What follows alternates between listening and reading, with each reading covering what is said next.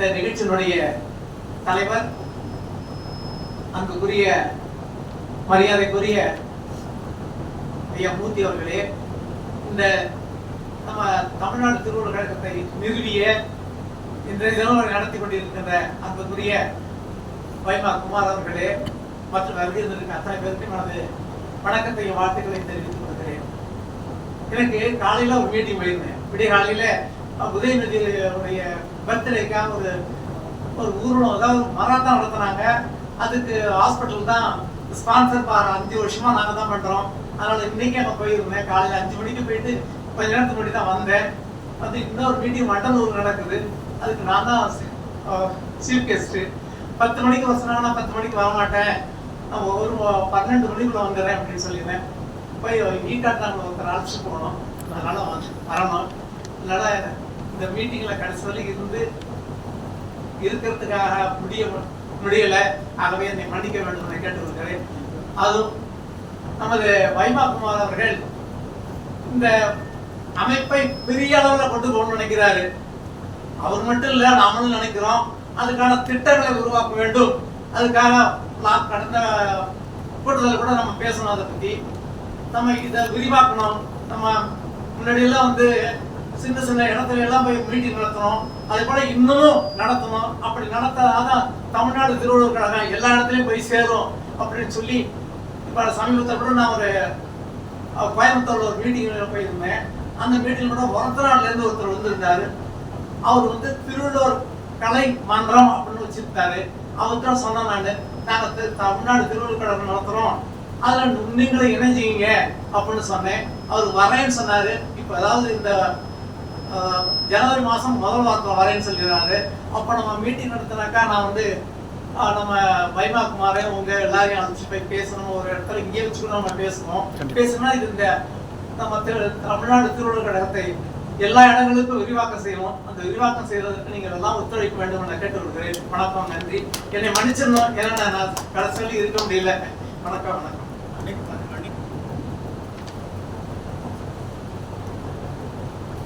இது 235வது நிகழ்வு.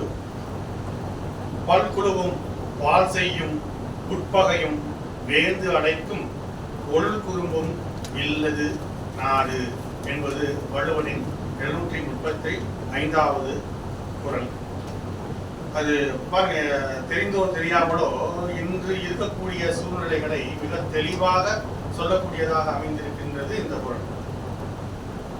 கட்சின்னா 1-2 இருந்தா மக்களுக்கு நல்லதா இருக்கும். என்னென்ன கட்சி இருக்குது, ஏது கட்சி இருக்குதுன்னே தெரியாத அளவுக்கு கட்சிகள் பெருகி இருக்கின்றது இன்றைய இது. அதுதான் பல கட்சிகள், பகைவர்கள், எண்ணிலடங்காத பகைவர்கள். குறுநில மன்னர்கள் ஒரு அதை நோக்கி தான் அவங்க பயணிக்கிறாங்க. குறுநில மன்னர்கள் யாரும் இதை விடக்கூடாது என்பதற்காக சென்ட்ரல் கவர்மெண்ட் பயணிச்சுட்டு இருக்கு. நாமளா குறுநில மன்னர்கள், குறுநில மன்னர்கள் இல்லாத நாடே சிறந்த நாடு என்பதுதான் இதனுடைய உரை. இன்று திருவள்ளுவரும் வளராலும் என்ற தலைப்பில் உரை நிகழ்த்துவதற்காக திருமிகு மதியரசு ஐயா அவர்களும் திருமிகு பொருணைமாயன் ஐயா அவர்களும் இங்கே வந்துள்ளார்கள். இந்த தமிழ்நாடு திருவள்ளுவர் கழகத்தினை 735வது கூட்டத்தை தலைமையேற்று நடத்துவதற்காக ஐயா மூர்த்தி ஐயா இங்கு அமர்ந்திருக்கின்றார். திருவள்ளுவர் கழகத்தினுடைய தாளாளர், இயக்க நிறுவனர் வைமா குமார் ஐயா அவர்கள் இந்த மேடையை நமக்கு அலங்கரித்திருக்கிறார்கள். மறைமொழியாரின் வாரிசில் ஒருவராகிய ஐயா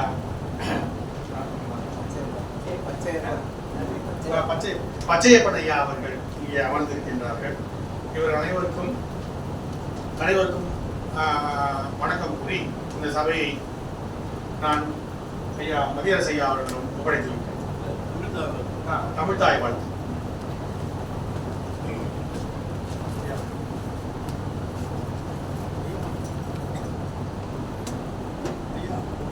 இந்த வரை கடலுடுத்த நிலமடந்தை கிளியொழுகும் சீராரும் வதனமென திகழ்பனத கண்டமிதில் தெற்கனவும் அது சிறந்த திராவிடனல் திருநாளும் தக்க சிறு பிறை நுதலும் தரித்தனரும் திலகமுமே அத்திலக வாசனை போல் அனைத்துலகும் இன்பமுற எத்திசையும் புகழ் பணக்க இருந்த பெரும் தமிழனங்கே தமிழனங்கே உன் சீரிழமை திரும்பியந்து செயல் மறந்து வாழ்த்துதுமே வாழ்த்துதுமே வாழ்த்துதுமே.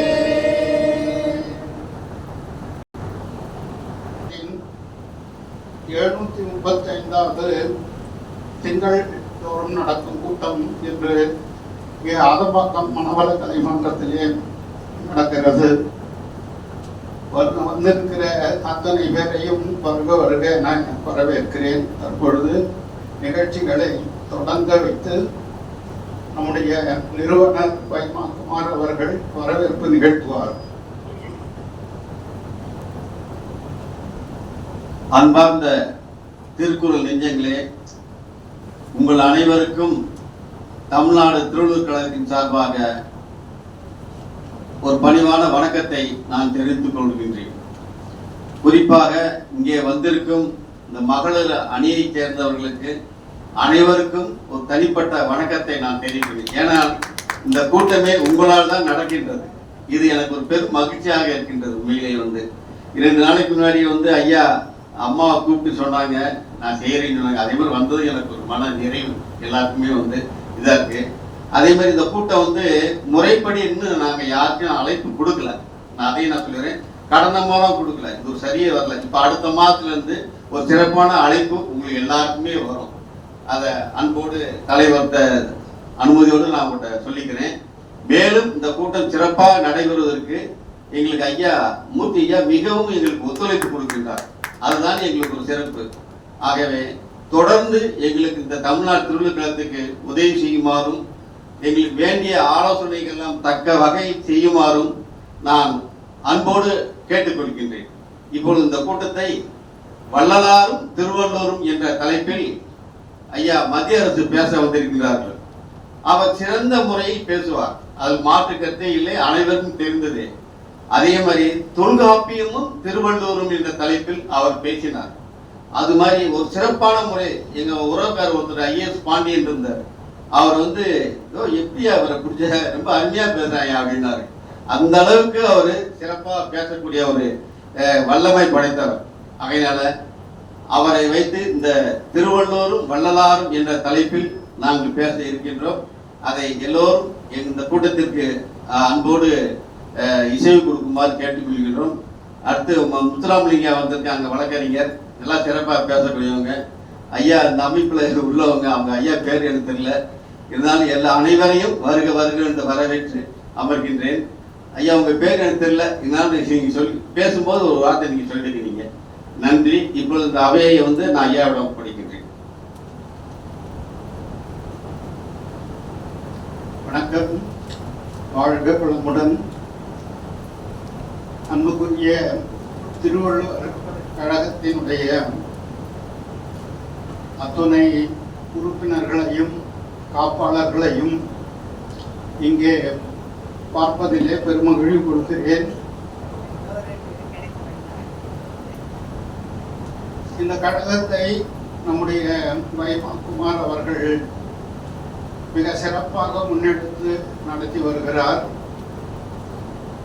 அவருக்கு இருக்கிற ஒரே குறை பொருளாதாரம். அந்த பொருளாதாரத்தை எப்படி ஈடு செய்வது என்பது குறித்து நாங்கள் எல்லாம் ஆலோசித்து வருகிறோம். ஒரு திருவள்ளுவர் சிலையை ஒரு நல்ல முறையில் செய்து அதை எல்லோருக்கும் விற்பதின் மூலமாக கொஞ்சம் பணம் ஈட்டலாம் என்று கருதுகிறேன். அந்த ஆலோசனையை அவரிடத்திலே நான் ஒப்புக்கிறேன். அடுத்து வர கூட்டங்களிலே நாங்கள் இதை பற்றி ஆலோசித்து எல்லோருக்கும் யார் யாருக்கெல்லாம் செல்வந்தர்களுக்கெல்லாம் கொடுத்து பணத்தை நன்கொடையாக வசூலித்து இந்த கழகத்தை மேம்படுத்துவது பற்றி ஆலோசிக்க இருக்கிறோம். மற்றபடி இங்கே வருகை தந்திருக்கிற நம்முடைய அருமை நண்பர் மதியரசு அவர்களும், பச்சையப்பன் அவர்களும், பொருணை மாயன் அவர்களும், உலகநாதன் முத்துக்குமார் அவர்களும், நம்முடைய வழக்கறிஞர் முத்துராமலிங்கம் அவர்களும் மிக சிறப்பாக தமிழ்நாடு திருவள்ளுவர் கழகத்திலே பங்கெடுத்து ஒவ்வொரு கூட்டத்திலும் சிறப்பான ஒரு கவிதையோ இல்லை சொற்பொழியோ நிகழ்த்துவார். இங்கே புதியதாக மனவளக்கலை மன்றத்தினுடைய மகளிர் பெருமளவிலே வந்திருக்கிறார்கள். இந்த மனவளக்கலையை இங்கே மிக சிறப்பாக நடத்து வருகிற மதிப்பிற்குரிய தேவராஜன் அவர்களையும், நம்முடைய யூடி கிருஷ்ணமூர்த்தி ஐயா அவர்களையும், அவருடைய துணைவியாரையும், நம்முடைய மனவளக்கலையை சிறப்பாக மகளிரை அழைத்து வழிநடத்தி செல்லுகிற லக்ஷ்மி அம்மன் அவர்களையும் வணங்கி இந்த கூட்டத்தை தொடங்குகிறேன். இங்கே ஒரு உரை நிகழ்த்துவதற்கு மதியரசு அவர்கள் வருகை தந்திருக்கிறார். அவர் நம்முடைய வைமாகுமார் அவர்கள் சொன்னது போல சிறப்பாக பன்முக ஆற்றல் கொண்டவர், கம்பராமாயணத்திலே தேர்ச்சி பெற்றவர், வள்ளுவத்திலே ஆழங்கால் பட்டவர். அவர் வள்ளலாரிடத்திலே மிகுந்த அன்பு கொண்டு இருக்கிறார். அவர் வள்ளலாரும் வள்ளுவரும் என்ற தலைப்பிலே இங்க பேச இருக்கிறார். வள்ளலார் சொல்லியிருக்கிறார், தன்னை அறிந்து இன்பமுற வெண்ணிலாவே, ஒரு தந்திரத்தை சொல்லிவிடு வெண்ணிலாவே என்று சொல்லுகிறார். நாம் நம்மை அறியும் பொழுது தன்னை அறிய தனக்கொரு கேடில்லை, தன்னை அறியாமல் தானே கெடுகிறான் என்று திருமூலர் சொல்வது போல தன்னை அறிகிற அந்த இன்பத்தை எனக்கு கொடு என்று வெண்ணிலாவை பார்த்து அவர் விரும்புகிறார். இங்கே மனவளக்கலையிலும் கூட தன்னை அறிகிற அந்த கலையைத்தான் நாங்கள் கற்றுக் கொடுக்கிறோம். மனம் என்பது வளப்படும் பொழுது நாம் நம்மை அறியலாம் என்ற அறிவை அறிவதற்கு இங்கே நம்முடைய மகரிஷி வேதாத்திரி அவர்கள் எங்களுக்கெல்லாம் சிறப்பான மனவளக்கலையை கொடுத்திருக்கிறார். அது ஆரம்ப பாடசாலைகளில் இருந்து கல்லூரி வரைக்கும், என் PhD வரைக்கும் கூட பாடமாக நடத்தப்படுகிறது. இன்றைக்கு நாட்டிலே இருக்கிற பலவிதமான பிரச்சனைகளுக்கு காரணம் மனிதன் தன்னை அறியாததுதான். தன்னை அறியாமல் தானே கெடுகிறான் என்று சொன்னது போல அரிஸ்டாட்டல், சாக்ரட்டிஸ் அவர்களும் தை யுவர் செல்ஃப் என்று சொன்னார்கள்.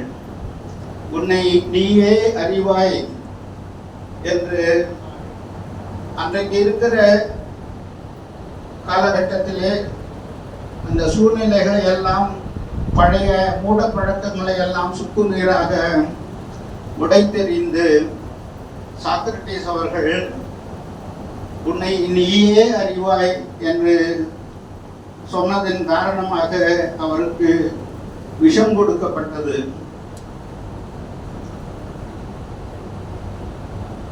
நஞ்சுண்பர் நனி நாகரிகர் என்று வள்ளுவர் சொல்லியிருக்கிறார். முந்தையிருந்து நட்பு அறிதலின் நஞ்சுன்பர் நனிநாகரிகர் என்று சொன்னது போல அந்த அரசாங்கம் அவருக்கு நஞ்சை பரிசாக அளித்தாலும் கூட அதை இன்முகத்தோடு அவர் எதிர்கொண்டார். அதனால்தான் அவருடைய புகழ் இன்றைக்கும் நிலைத்திருக்கிறது. 2000 ஆண்டுகளுக்கு முன்னாடி செய்யப்பட்ட அந்த செயல் இன்றைக்கு மக்களிடத்திலே பெரும் மதிப்பை பெற்றிருக்கிறது. அதற்கு பிறகு இயேசுநாதர் அவர்கள் அன்றைக்கு இருந்த அரசாங்கத்தின் கருத்துக்கு எதிராக பல கருத்துக்களை கூறியதால் மக்களிடத்திலே புரட்சியை உண்டாக்க இவர் வந்திருக்கிறார் என்று சொல்லி அவரை சிலுவையிலே அறைந்தார்கள். அந்த சிலுவையிலே அறையப்பட்டதன் காரணமாக அவர் மீண்டும் இந்த மக்களிடத்தே, இந்த புவியிடத்தே உயிர் தெழுந்தார். இன்றைக்கு பெரும்பாலான மக்கள் பின்பற்றுகிற ஒரு இயக்கமாக கிறித்துவம் மலர்ந்திருக்கிறது. அடுத்து புத்தர் வந்தார். இந்திய திருநாட்டிலே வேதத்தாலே சொல்லப்பட்ட மூட பழக்கங்களை அவர் எதிர்த்து, அந்த வேதங்களை எதிர்த்து அவர் ஆசையே துன்பத்துக்கு காரணம், ஆசை அறுப்பட வேண்டும் என்று சொன்னார். ஆசை அரும்பின்கால், ஆசை அரும்பின்கால் ஈசனோடாயினும் ஆசை அரும்பின்கால் என்று சொன்னது போல ஆசை ஒழிய வேண்டும் என்று 10 விதமான கட்டளைகளை அவர் தந்து சென்றார். அதற்கு பிறகு இந்த தமிழகத்திலே அந்த சமணர்களும் புத்தர்களும் பலவேறு விதமான வழிமுறைகளையும் நல்லொழுக்கங்களையும் தமிழ்நாட்டிலே மட்டுமல்ல இந்தியாவெங்கும் பரப்பினார்கள். தமிழகத்திலும் அது மிக பரவலாக மக்களால் ஏற்றுக்கொள்ளப்பட்டது. இன்றைக்கு கூட சமண பள்ளிகள் எங்கெல்லாம் இருந்தன என்பது பற்றி நாம் வரலாற்றின் மூலமாக அறிகிறோம். திருச்சிராப்பள்ளியிலே கூட அந்த பெரும் கல் பாறையிலே சமணர்களுடைய பள்ளிகள், அங்கே சமண பள்ளிகள் தோற்றுவிக்கப்பட்டு மக்களுக்கெல்லாம் நல்லொழுக்கத்தையும் நற்சிந்தனையையும் நல்லறிவையும் பரப்பினார்கள். அப்படிப்பட்ட சமணர்களுக்கு பிறகு இங்கே தமிழகத்திலே பக்தி இயக்கம் மிக பரவலாக தோன்றியது. அந்த 12ஆம் நூற்றாண்டிலிருந்து 16ஆம் நூற்றாண்டு வரை பக்தி இயக்கம் மிக பரவலாக இங்கே பரவியது. அங்கே ஆண்டவர்களுக்கு துதிபாடி நம்முடைய துன்பங்களை போக்கிக் கொள்ளலாம் என்று சொன்னார்கள். அது வேதத்தினுடைய அந்த நீட்சி பக்தி மார்க்கத்திலே வந்து சனாதன தர்மத்தை தமிழகத்திலே நுழைய விட்டது. அதற்கு பிறகு 19ஆம் நூற்றாண்டிலே வந்த வள்ளலார் அவர்கள் சனாதன தர்மத்தை சாத்திரங்கள் பொய்யடாம், இந்த சாத்திர குப்பைகள் என்று சொன்னார். அவர்தான் தன்னை அறிந்து இன்பம் வர வெண்ணிலாவே ஒரு தந்திரத்தை சொல்லிவிடு வெண்ணிலாவே என்று ஆதிகாலத்திலே சாக்ரட்டிஸ் சொன்னதை மறுபடியும் மொழிபெயர்த்தார். அவருடைய எளிய பாடல்கள் பாமரர்களும் விளங்கிக் கொள்ளுகிற வண்ணம் இருந்தது. அவர் பலவிதமான மருத்துவ குறிப்புகளை நமக்கு கொடுத்து சென்றிருக்கிறார். இன்றைக்கு நாம் சித்தர்கள் மருத்துவத்தை பற்றி பலவாறு அறிந்திருக்கிறோம். நம்முடைய கடந்த 2 நூற்றாண்டுகளுக்கு முன்பு இருந்த வள்ளலார் அவர்கள் மிகப்பெரிய சித்தராக, மிகப்பெரிய மருத்துவ வல்லுநராக இருந்திருக்கிறார். ஆனால் அன்றைக்கு மக்கள் பெரும்பாலும் அவர் பின்னாலே திரளவில்லை. கொஞ்சம் பேர் திரண்டு இருந்தாலும் கூட அவருடைய அந்த ரசவாதம் இரும்பை பொன்னாக மாற்ற முடியும் என்ற ரசவாதத்தை அவர் மூலிகையின் வாயிலாக தெரிந்திருக்கிறார் என்பதை அறிந்துதான் அவர் பின்னாடி தோன்றினார்கள், திரண்டார்கள். அப்படிப்பட்ட அந்த காலகட்டத்திலே ஆங்கிலேயரை எதிர்த்து பல பிடிகளையும் வறுமையையும் இந்த நாட்டிலே மக்கள் எதிர்கொண்டார்கள். விடுதலை தவறிகட்டு வறுமை மிஞ்சி பாழ்பட்டு கிடந்த பாரத தேசந்தனை வாழ்விக்க வந்த மகான் என்று காந்தியடிகளை பற்றி சொல்லுகிறார்கள். அதுபோல இந்த மக்களை எல்லாம் வாழ்விக்க வந்த மகானால் தான் வள்ளலார் தோன்றியிருக்கிறார். அவருடைய அந்த அறிவு செழுமையை பற்றி நம்முடைய மத்திய அரசு அவர்கள் விரிவாக எடுத்து சொல்லுவார்கள். இருந்தாலும் கூட வள்ளலாரினுடைய வழியிலே வந்தவர்தான் நாங்கள் முனிவராக போற்றுகிற வேதாத்திரி மகரிஷி அவர்களும். வள்ளலார் அருட்பெருஞ்சோதி அருட்பெருஞ்சோதி தனிப்பெருங்கருணை அருட்பெருஞ்சோதி என்று சொன்னார். வேதாத்திரிய மகரிஷி அவர்கள் அருட்பேராற்றல் என்று இந்த பிரபஞ்சத்தை ஒரு பேராற்றல் களமாக சொல்லி எப்படி நாம் நம்மை மாற்றிக்கொள்வது, நம்முடைய மனம் பலவாறு அலைவாய்கிறது, அந்த மனதையெல்லாம் எப்படி ஒருமுகப்படுத்தி நம்மை நாமே அறிந்து கொள்வது, நம்மை அறிவதின் மூலமாக நம்முடைய மனதிலே நிலை வருகிற காம குரோத கோம மாச்சரியங்களை எல்லாம் மாற்றிக்கொள்ள முடியும். தான் மாறும் பொழுது தன்னுடைய உறவுகளும் குடும்பமும் மாறும். அந்த குடும்ப உறவுகள் அமைதியான ஒரு நிலையை அடையும் பொழுது ஒரு சமுதாயம் மாறுகிறது, ஒரு ஊர் மாறுகிறது, இந்த உலகம் கூட மாறும் என்று அவர் சொல்லி சென்றார். உலகத்திலே எந்த இடத்திலும் சண்டை இருக்கக்கூடாது, போர் இருக்கக்கூடாது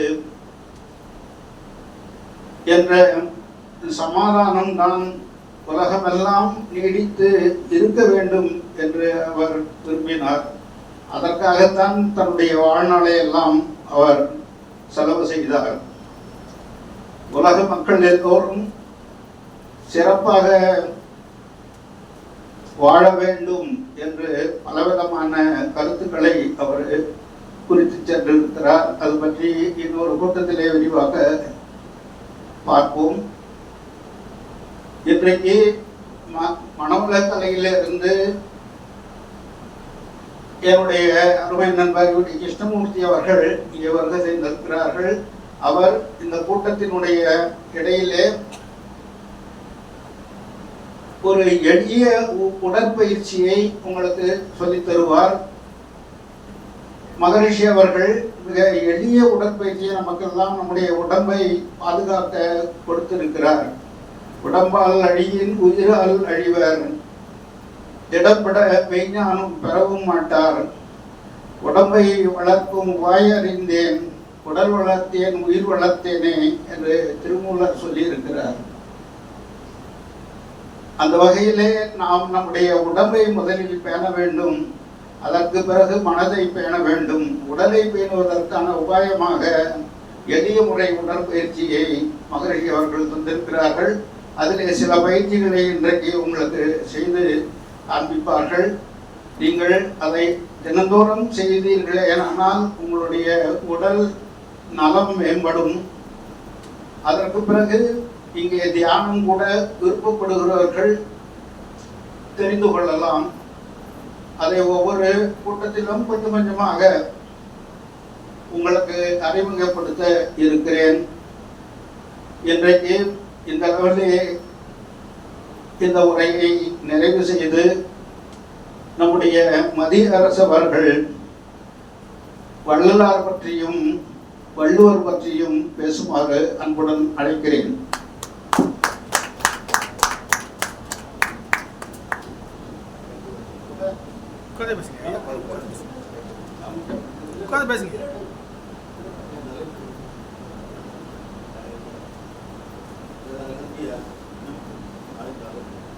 தமிழ்நாடு திருவள்ளுவர் கழகம் நடத்துகின்ற 735வது நிகழ்விற்கு தலைமையேற்றிருக்கிற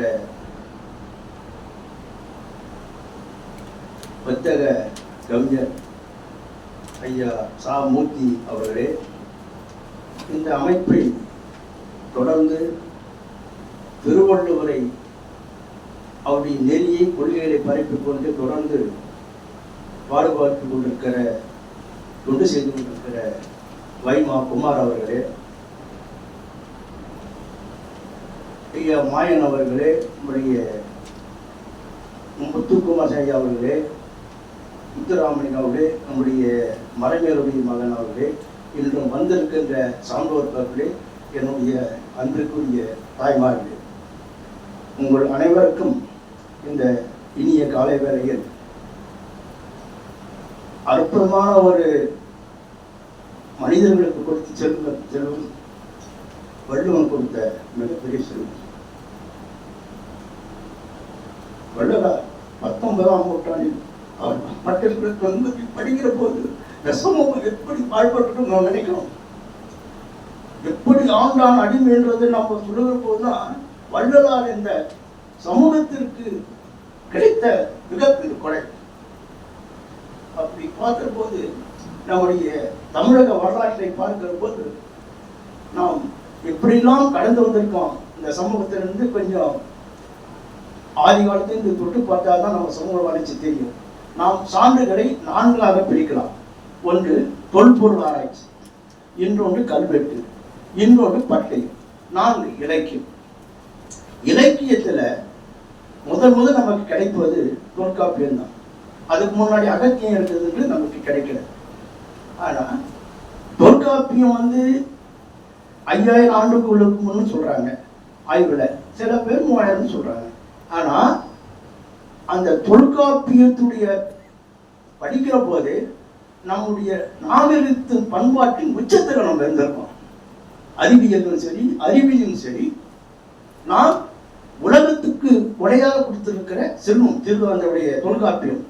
அந்த தொல்காப்பியத்துல ஒரு 3 சான்றுகள் மட்டும் சொல்லி நம்ம தொடர்ச்சி அந்த இலக்கிய வரலாறு படிச்சிருந்தா தான் நம்ம எப்படி தமிழர்கள்லாம் வளர்ந்து வந்திருக்கிற சமுதாயத்தில் என்று நமக்கு தெரியும். பொருளியல எழுத்து அதிகாரம், சொல் அதிகாரம், பொருள் அதிகாரம். நம்ம பொருள் அதிகாரத்துல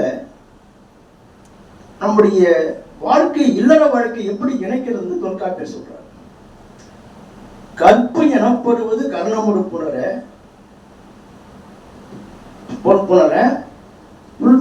மரபுக்குரியோர் கொள்ள கொடைக்குரியோர் கொடுப்பதுவே. அப்ப தலைவன் அந்த இடத்துல கிழவன் கிழத்தி என்று சொல்லுகிற பொழுது கிழவன் என்பது யாருன்னா தலைவன், அப்பத்தி சொல்லுக்கு தலைவன். கிழத்தி என்பது தலைவன், கரணம் என்பது திருமணம். அப்போ அவங்க அந்த தொல்காப்பியத்திலேயே பெண்ணை பெற்றவர்கள் எப்படி உயர்ந்த இடத்தில் இருக்கிறான்னு கொடை என்ற சொல்ல பயன்படுத்துகிறார். அது தொல்காப்பியர். அப்போ கற்பு எனப்படுவது கர்ணமுடு போன்ற கொடைக்குறி மணிபோல் கொள்ள கொடைக்குறி கொடுக்க கொள்வதுவே என்றது அந்த தொல்காப்பியர். அப்போ அன்றைய காலகட்டத்தில் நம்ம சமூகம் பெண்மணி சமூகமா இருக்கின்றது இதுல இருந்து நமக்கு பெண்மொழி சமூகமாக தான் இருந்திருக்கு. அப்போ பெண்ணை பெற்றவர்கள் உடை என்ற சொல்லை பயன்படுத்துறாங்க. எவ்வளவு ஒரு உயர்ந்த சொல். அப்போ அதுக்கப்புறம் கர்ணமின்றியும் ஒன்று என்று அடுத்த பாட்டில் சொல்றாரு, கர்ணம் இல்லாமையும் விருப்பப்பட்டும் திருமணம் செய்து கொள்வார்கள். ஆனால் அதற்குள்ள ஒரு இன்னொரு பாட்டுல சொல்றாரு, இந்த சமூகத்துல வந்து நிறைய பொய்யும் ஒடுக்கும் தோன்றினால பொய்யும் வலுவும் தோன்றிய பின்னர் ஐயர் யாத்திரன் காரணம் என்ன. இந்த ஐயர் என்ற சொல்லுக்கு தலைவன் என்று பொருள். அந்த அந்த சமூகத்தில் இருக்கிற எப்படி இந்த மரபுகளை உருவாக்கணும் சான்றோர்கள் தான். அப்போ பொய்யும் வலுவும் ஒடுக்கம் தோன்றிய பிற்பாடு திருமண முறையை உருவாக்குறாங்க. அப்ப திருமணம் உருவாக்கி உடனே அதனுடைய விளைவாகத்தான் திருமணம் நடக்குது. அப்போ ஒடுப்போரின்றும் கர்ணம் உண்டு என்பது 3வது சாதம் 2வது சொல்லிட்டு வரார் தொல்காப்பியர். அப்போ தாய் வழி சமூகமாக இருக்கிற போது சங்க இலக்கியத்துல வந்து ஒரு பெண் பார்ப்போர் ஆண்களுக்கு எப்படி அறிவுரை சொல்றாங்க ஒரு பாட்டு. நாடா கொன்றோ காடா கொன்றோ அவளா கொன்றோ மிசையா கொன்றோ எப்படி ஆடவர் நல்லவர் அப்படி வாய் நலனே. ஆறு பாடங்காக பெண் பார்ப்போர் அவையார். இந்த சமூகத்துல ஆண் மட்டும் ஒடுக்கமா இருந்தானா அந்த சமூகம் மேன்மையுன்றது பாடுகிறார் ஔவையார் சங்க இலக்கியத்துல பாடு. சரி, பின்னால் வர வள்ளுவர் சொல்றார். வள்ளுவர் வரும்போது நம்முடைய தற்கொண்டான் பேணி வளத்துக்கால் தகுதான்ற சொல்லி வள்ளுவருடைய கோட்பாடு. பின்னாடி வர வள்ளுவர். அதற்கப்புறம் நம்முடைய சிலப்பதிகாரத்தில் வரும்போது ஒரு நீதியாக உருவாக்குறார். யாரு? நம்முடைய சிலப்பதிகாரத்துல பல இலக்கியங்கள் போல ஒரு குறிப்பிட்ட இலக்கியம் சொல்லிட்டு வர. அப்ப என்ன சொல்றாரு, சிலப்பதிகாரம் தொடுக்கும் போது அரசியல் பிழைத்தோருக்கு அறம் கூற்று ஆவதும் உரைசால் பத்தினிக்கு உயர்ந்தோர் ஏற்றலும் ஊழ்வனை குறுத்து வந்து ஊற்றுவது என்பதும் சிலம்பின் காரணமா செய்யும் நாளோர் பாட்டுடைய செய்யும். அப்போ மகளிருக்கு தான் முதல்ல அவங்க தான் ஒரு நீதியை நிலைநாட்டுகிற கண்ணகியாக முதல்ல வந்து சோழ நாட்டுல வந்து குடும்ப தலைவியாக, பின்பு மதுரை எடுத்து நீதி கேட்பவளாக, அவருடைய சேர நாட்டில் சென்று வரம் கொடுப்பவளாக மாற்றுகிற காப்பியத்தை அருமையான ஒரு காப்பியம் சிலப்பதிகாரம். மற்ற 5 காப்பியம் நாட்களும். அப்போ சிலப்பதிகாரம் உயர்ந்த இடத்தை அவங்களுக்கு கொடுக்குறாங்க. அவருக்கு பின்னால் வந்த நம்முடைய கம்பநாட்டு ஆழ்வார் எப்படி கொடுக்கிறாரு அப்படின்னா, பெரும் தடங்கண் பிறை நூலாருக்கு எல்லாம் பொருந்து சொல்வமும் கல்வியும் பூத்தலா வருந்தி வந்தவருக்கு ஈதலம் வைகுண்டி விளைவனையாவியன்னு கம்பநாட்டார் ஆழ்வார் எழுதுறார். பின்னாடி கல்வியும் செல்வம் அவங்க மூலமாக பிறர்களுக்கு கொடுக்கிற இல்லறத்திலிருந்து வருங்களுக்கு கல்வியையும் செல்வம் இருக்க வேண்டும் கம்பநாடுடைய கோட்பாடுல கம்பர் சொல்றாரு. இதற்கு பின்பு நம்முடைய சைவ சேவை வாழ்நிலத்துடைய கோட்பாடு தமிழுக்காக எழுதிய திருஞான சம்பந்தர், திருநாவுக்கரசர், அப்புறம் வந்து மூர்த்தி நாயனார் வராங்க. அப்போ அவங்க வந்து தமிழை கொண்டு போறாங்க. அப்பெல்லாம் பார்த்தீங்கன்னா அப்போ நம்முடைய தாய்மொழி சமூகமாக தான் நம்மளோட இருந்திருக்கிறோம் வரலாறு படிக்கிற போது. அப்போ அவருங்க பாடுகிற பாட்டுல மாசில் வீணையும் மாலை மதியமும் வீசுதென்றலும் வீங்கிடவேலும் மூசு வண்டரின் பொய்கையும் பூண்டது ஈசன் எந்தை இணையடி நீடலே. அவங்களுடைய பின்னால் வந்த ஆண்டாள் பாசனம், காரைக்கால் அம்மையார், இப்படி எல்லாம் பெண்கள் சமூகம் வந்து சமூகத்தை வழிநடத்தவர்களாக இருந்துட்டாங்க. இது எப்போ மாறுகிறது என்றால் 13ஆம் நூற்றாண்டுல சமூகம் மாற்றமடைகிறது.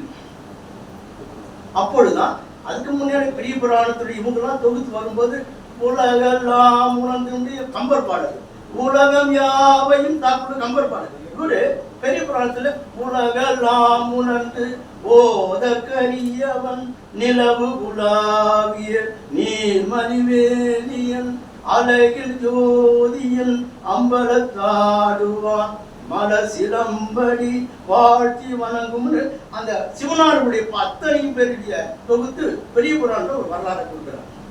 இப்படி வருகிற போது நம்முடைய பின்னாடி எப்படி அந்த சமூகம் மாதிரி இடையில் நம்முடைய அரசுகள்லாம் போலச்சு மற்றவங்கிட்ட இந்த நாடு முகமதியர் பிறவர்களுள்ள நாடு அவங்க அழிக்கப்படும். அப்பொழுதுதான் நம்முடைய வள்ளலார் வருகிற போது வள்ளலார் அவர் வந்து 6 திருமுறைகள் எழுதல. நம்ம அந்த கடலுக்குள்ள போனோம்னா அந்த கடலுக்குள்ள கொஞ்சம் முத்ததான் இருக்க சொல்ல முடியும். அவ்வளவு பெரிய செய்தி. அவன் வள்ளலார 2 விதமா பிரிச்சுக்கலாம். ஒரு நிலை அவர் ஆன்மீகத்தில் சைவ தமிழை தழுவி எழுதப்பட்ட பாடல்.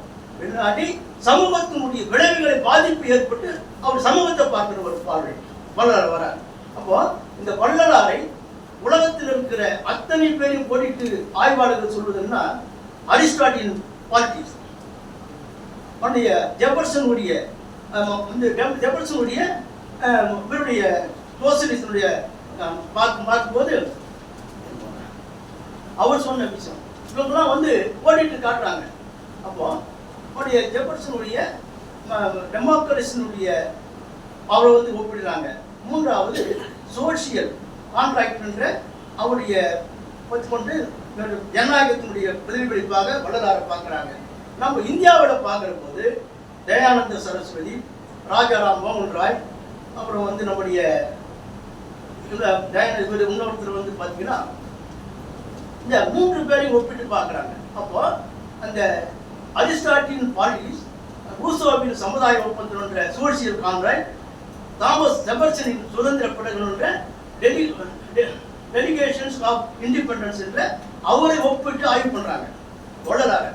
அதுக்கப்புறம் நம்முடைய இந்தியாவில் இருக்கிற அத்தனை அதை தாண்டி தென்னிந்தியாவில் நம்முடைய கேரளாவில் இருக்க குருநாதர் நாராயண குரு மற்ற இன்னும் பல பேரும் ஆய்வு பண்ணி இவர்கள்னால் இவருடைய கோட்பாடை பதிவு செய்த போது வள்ளலார் நாம் எந்த அளவுக்கு உயரத்தில் இருக்கிறார் தெரியும். அப்போ வள்ளலார் முதல்ல 11 வயதில் 9 வயதிலே பாட ஆரம்பிக்கிறார்.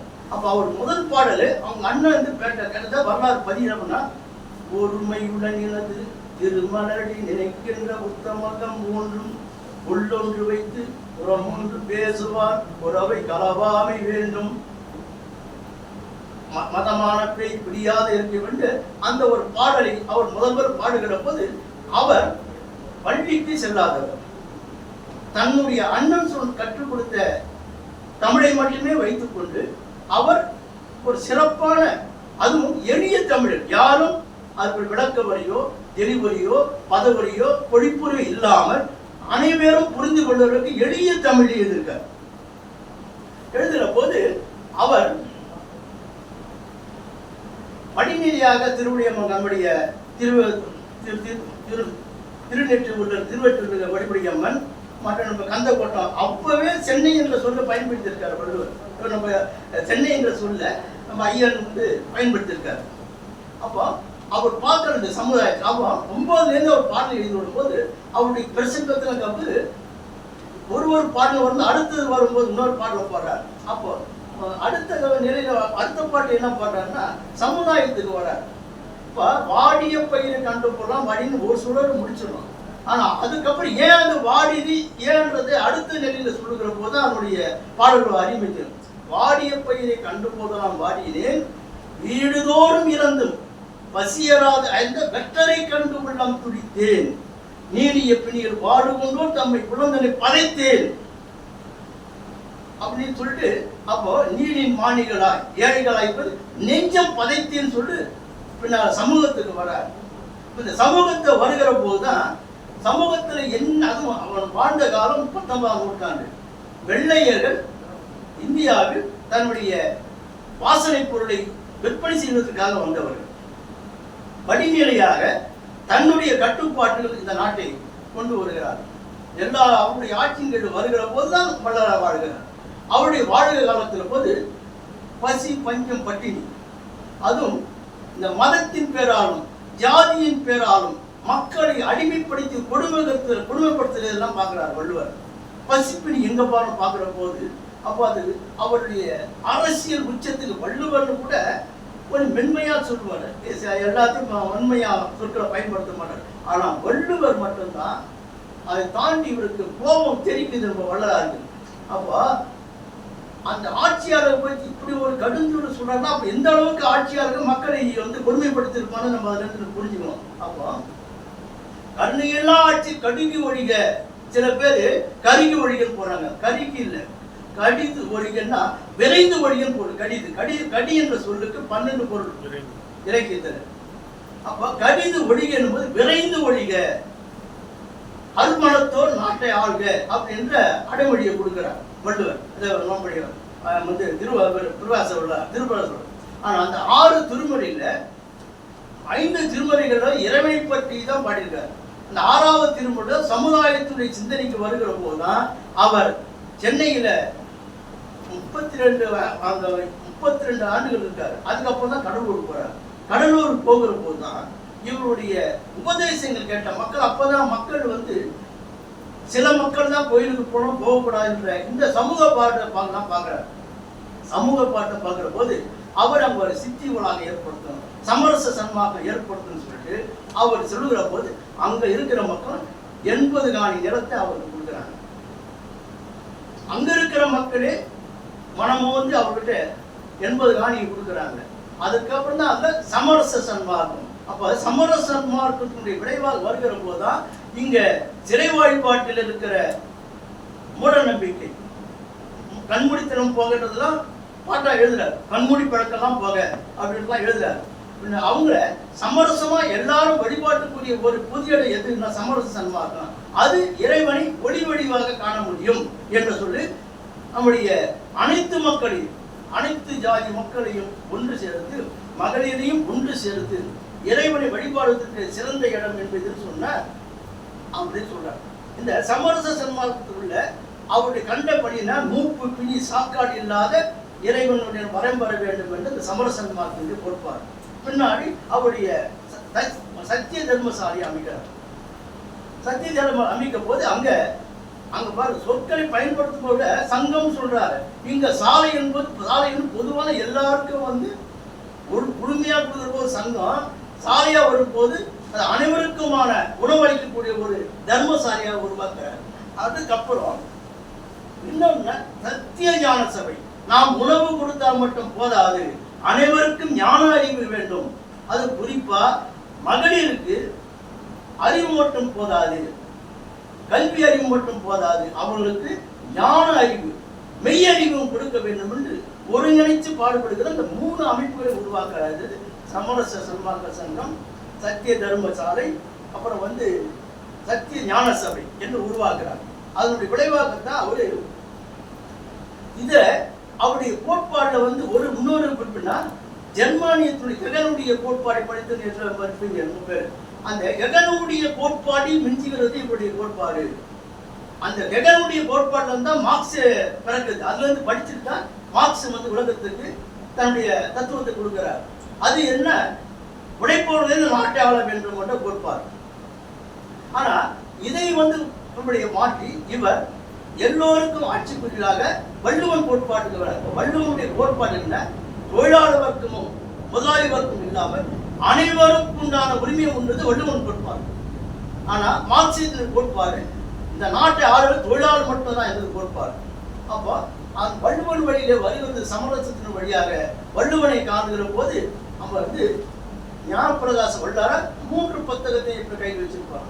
ஒன்று திருக்குறள், என்றால் திருவாசகம், 3வது திருமந்திரம். இந்த ஏன் திருவை அடைப்போட்டு சொல்றாங்கன்னா, திருவுக்கு வந்து 7 சொற்கள். திரு என்பது ஒன்று செல்வம், அழகு, மேன்மை, சிறப்பு, தெய்வத்தன்மை. இப்படி ஒரு திரு என்ற சொல்லுக்கு 7 சொற்கள் இருக்கு.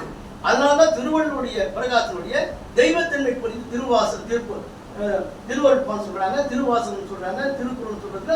அதெல்லாம் தெய்வத்தை எல்லாருமே அருள முடியாது.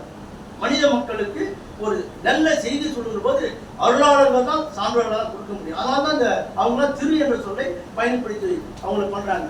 அப்போ மாணிக்க வாசகருடைய திருவாசகத்தை படிச்சுட்டு ஐயா ஒரு பாடுறார். என்ன, வான் கலந்த மாணிக்க வாசகர் நின் வாசகத்தை நான் கடந்து பாடுங்கார், நற்கற்ப ஞாட்டிலே ஏன் கலந்து பால் கலந்து ஊன் கலந்து உயிர் கலந்து உவட்டாமல் இருப்பதுவே. அப்போ மாணிக்க வாசகரை எவ்வளவு ஆழ்ந்தவர் படித்திருந்தால் மாணிக்க வாசகர் பெருமானை பற்றி இவ்வளவு ஒரு அற்புதமான பாடலை பாடியிருக்க முடியும். நம்மளாம் மேலோட்டமா படிக்கலாம்.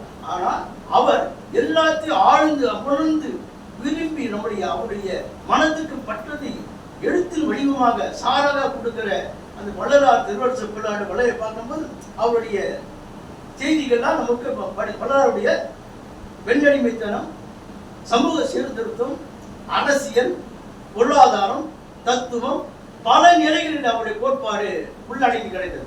அப்போ அவர் வந்து பார்த்தீங்கன்னா பாசுரம் பாடின ஆண்டாளை பத்தி ஒரு செய்தி இருக்கு. அதாவது தீக்குள்ளே சென்றோதுன்னு ஒரு வரி இருக்கு.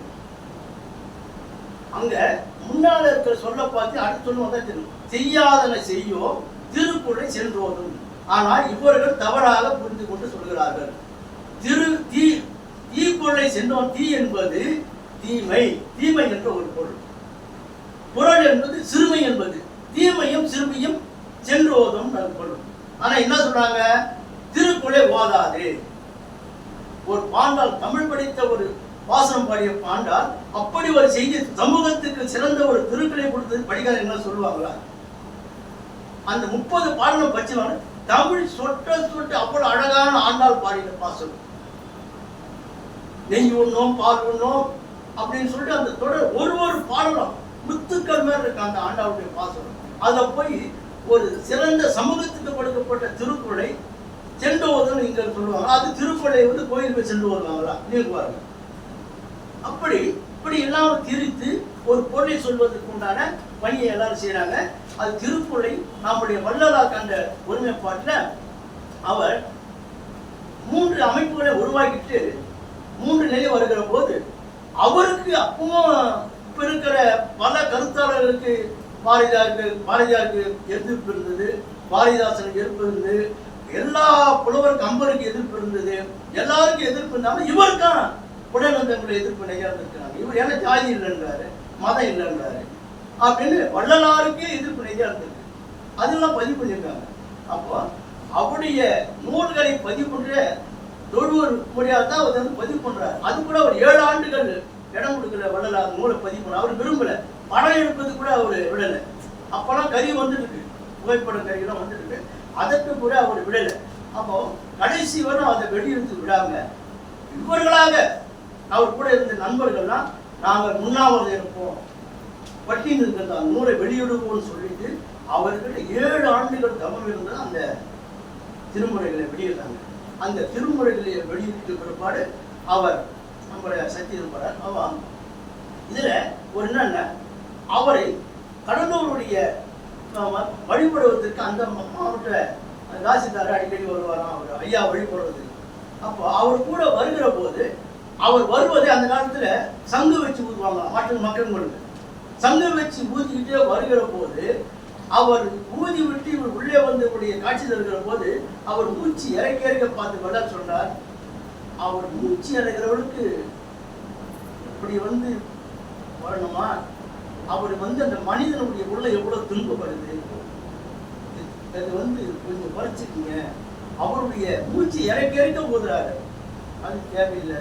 வழிபாட்டுக்கு வருகிற போது எல்லோரும் ஆன்மீகத்தை வடவென்று அன்றைக்கு அந்த தாசிதாருக்கு தன்னுடைய கருத்தை பதிவு பண்றார். மனித நேயத்தோட பதிவு பார்க்கும்போது அவர் மனித நேயத்தோடு வாழ்கிற பல செய்திகளை நாம பார்க்கிறோம். அதுல நம்முடைய வள்ளுவர் கொலசர் ஈர்கை விதிரார், கொட்டிருவருக்கு பூங்கை இல்லாது. இந்த ஒரு இடத்துல மட்டும்தான் வள்ளுவன் மற்றவர்களுக்கு உதவி பண்ணாதவர்களை ஊன்கை அப்போது ஊன்கை இல்லாதவருக்குன்ற ஒரு சொல்லதான் பயன்படுத்துறாரு. அந்த 1330 குரல்லையும் இந்த ஒரு பொருள் தான் இயற்கை. தன் சாப்பிடுறது எச்சில் உதற மாட்டான், ஆனா இந்த பூங்கை இல்லாதவருக்குன்னும் போது அப்பதான் அவன் கொடுப்பான் அப்படின்னு அந்த இடத்துல மட்டும்தான் வள்ளுவர் பயன்படுத்துறார். அந்த ஒரு இடத்துல மட்டும் பூங்கை இல்லாதவருக்கு பயன்படுத்தி விட்டு வள்ளல் பெருமான் திருக்குறளை தன்னுடைய பகுதியில நம்ம அவர் இருந்த இடத்துல வகுப்பு நடத்திருக்கார். முதல் திருக்குறளுக்கு வகுப்பு நடத்தி யாருன்னா நம்ம அருட்பொருட்காசு வள்ளலார் தான். அதுக்கப்புறம் முதியோருக்கு கல்வி சாலை வச்சு நடத்திருக்காரு. எல்லாருக்கும் கல்வி கொடுக்கணும். அப்போ அந்த கல்வியில தான் என்னன்னா தமிழ், ஆங்கிலம், வடமொழி 3 மொழியும் பயன்படுத்திருக்காரு. பதிவு பண்ணியிருக்காங்க. 3 மொழியை கற்றுக் கொடுத்துருக்காரு. ஆனா அவரு எங்கவே தமிழை வந்து தாய்மொழியை விட்டு கொடுக்காம தான் பண்ணியிருக்காங்க. எந்த இடத்துலும் தமிழ் மேல் அதிகப்பட்டு உள்ளவதா இருந்திருக்காரு. அதுல நம்முடைய பல நிலையை பார்மா அவர் சொல்லுகிற ஒரு வருத்த சொல்றாரு. நம்முடைய ஒரு பாடல்ல சைவ சமயத்துல மண்ணில் நல்ல வண்ணம் வாழலாம் ஒரு மேயான ஒரு தொடர் இருக்கு. அது அவங்க அந்த மண்ணில் நல்ல வண்ணம் வாழலாம் என்ற அந்த கோட்பாடு நம்ம வள்ளுவர் பெருந்தகையினுடைய கோட்பாடை எடுத்து எப்படி வரும்னா, எப்பொருள் யார் யார் கேட்டும் அப்பொருள் மெய்ப்பொருள் காண்பது ஒரு பொருள். எப்பொருள் யார் யார் கேட்டும் அப்பொருள் மெய்ப்பொருள், இரண்டு பொருள் இருக்கு. பொருள் வேற, சொல்லு வேற. அப்போ எப்பொருள் யார் யார் வைக்கணும் அப்பொருள் மெய்ப்பொருள் போல, எப்பொருள் எத்தன்மை தாயும் அப்பொருள் மெய்ப்பொருள் காண்பது அறிவு. அப்போ பொருளையும் சொல்லியும் வச்சு பார்க்கறது வள்ளலார் சொல்றாரு, நீ எந்த பொருளையும் உண்மை கண்ணோட்டோடு பார்க்கிற போது துன்பம் துன்பம் அற்று இன்ப பேரை பெற்று பேரன்பு வழியோடு வாழ்வதற்கு உண்டான எதையும் கண்ணோடு பார்த்து உண்மையை பார், எந்த வழியும் பாரு. அந்த வள்ளுவனுடைய வாக்கின்படிதான் அவருடைய கோட்பாடை கொண்டு போறார். அதுல அவரு நீர்த்தமிழ் வள்ளுவர்ல நீர்ச்சார் பெருமை அத்தனைக்கும் பொருந்தக்கூடிய யாருன்னா நம்முடைய திருவாரூர் சொல்றாரு, ஒழுக்கத்து நீர்த்தார் பெருமை, ஒழுக்கத்து வேண்டும் பணிவுடு. அந்த ஒழுக்கத்தை நிக்க அந்த நீர்த்தார் என்பதற்கு என்ன சொல்லுன்னா, ஒன்று முனிவர் என்று துறைவு, ரெண்டு சொல்லுதான். நீர்த்தாருன்னா சிலர் அப்படி இல்லை, அவர்கள் மற்றற்ற வாழ்க்கையிலிருந்து துறவியாக போறவர்கள், நம்ம குடும்பத்திலிருந்து போறவங்க துறவி, அவங்களே துறவி அல்லது முனிவர், அதுதான் நீர்த்தார் பெருமை. அப்போ வள்ளுவர் கடவுள் வாழ்த்து, கடவுள் என்று சொல்ல பயன்படுத்தல, நம்மளா சேர்த்துக்கிறோம் கடவுள் வாழ்த்து. அவரு பொதுநிலையில சொல்றார், 14 கட்டளால் ஆயப்பாயின் பாலை நத்தார் சொல்றார். என்ன வந்து இந்த 8 வகையான செய்திகள் சொல்லுகிற போது, பிறவிக்கடல் நீந்தான் இறைவன் அடி சேராத என்று குரலை முடிக்கிறார். அப்போ அதுக்கடுத்து வந்து இயற்கை வான் சிறப்பு கொடுப்பார். இயற்கை போன உடனே 3வது நிலை வைக்கும் போதுதான் இதெல்லாம் பாயிரத்தில் வரக்கூடிய திருக்குறள். அப்ப நீத்தார் பெருமையை சொல்ல போற போது வள்ளல் பெருமான் நீத்தார் பெருமையெல்லாம் எப்படி இருந்திருக்காரு. அந்தனர் என்பவர் அறவோ செந்தன்மை நீர் கொடுகலான்ற செந்தன்மை கொடுகலா என்ற அந்த குரலுக்குள்ள இவர் செம்மையான வாழ்க்கையை மற்றவர்களுக்கு வாழ்வியலுக்கு உண்டான அத்தனை பணியும் செய்து வாழ்ந்தனால்தான் அவரை அந்தனர் என்பவர் அறவோன் என்று அடமொழியை கொடுக்கிறார். செந்தன்மை பூண்டு கொள்கலாம். அப்போ வள்ளுவத்தின் வயலாக அவனுடைய வள்ளலார் சரியாக வாழ்ந்திருக்கின்ற விளைவாகத்தான் அவர் அந்த ஆன்மீகத்தினுடைய இன்னும் சைவ சமயத்திலிருந்து வருகிறார். சைவ சமயம் என்பது மதம் என்பது, சைவ சமயம் மதம் என்பது வழிபாட்டு முறை, மதம் என்பது அது ஒரு மார்க்கம். இதுதான் நம்ம பிரிக்கிறாங்க. அப்ப இவர் வழிபாட்டு முறையிலிருந்து மாற்றம் கொண்டு வரார்.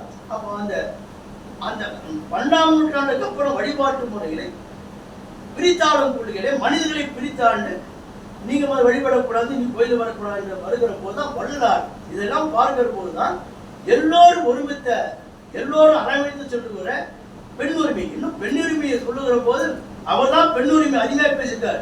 கணவனை இழந்தால கூட நீ பொட்டி எடுக்காதுன்னு சொன்ன ஒரே மகான் அவர் தான். இடையில வந்தவர் தானே அவரு. உனக்கு முன்னாடி கன்னிப்பெருமா வரும்போது உன்னோட வந்தது அந்த பூவும் போட்டுலாம், நீ ஏன் கணவனை இழந்தாக பொட்டு வந்து மாங்கலிக்கு எழுத, அது இருக்கட்டும், பூவை வைத்துக்கொள், பொட்டை வைத்துக்கொள் என்று ஒரு சமூக புரட்சியை பண்ணவர் யாருன்னா வள்ளலார் தான்.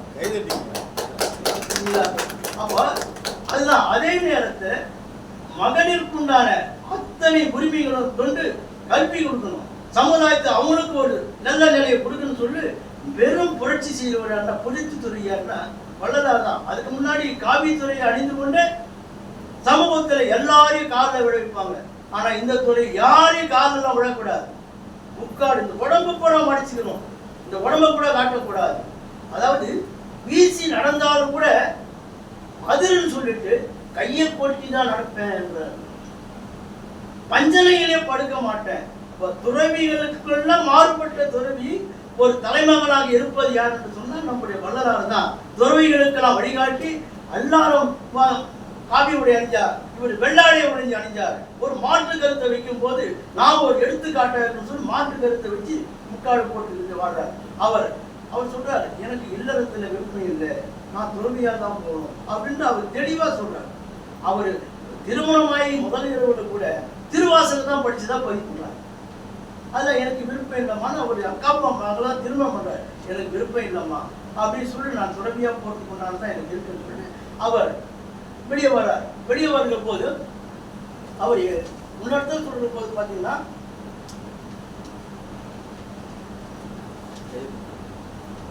சென்னையை விட்டு அவர் கடலூருக்கு போனோம்னா மிகப்பெரிய அவருக்கு ஒரு மாற்று சிந்தனைகளை கிடைத்தது. சென்னையில் இருக்கிறவர்களும் பல நிலைகளில் இறைவனையே பாடி பாடி பாடி அவர் இறைவனுடைய தொண்டாவார்.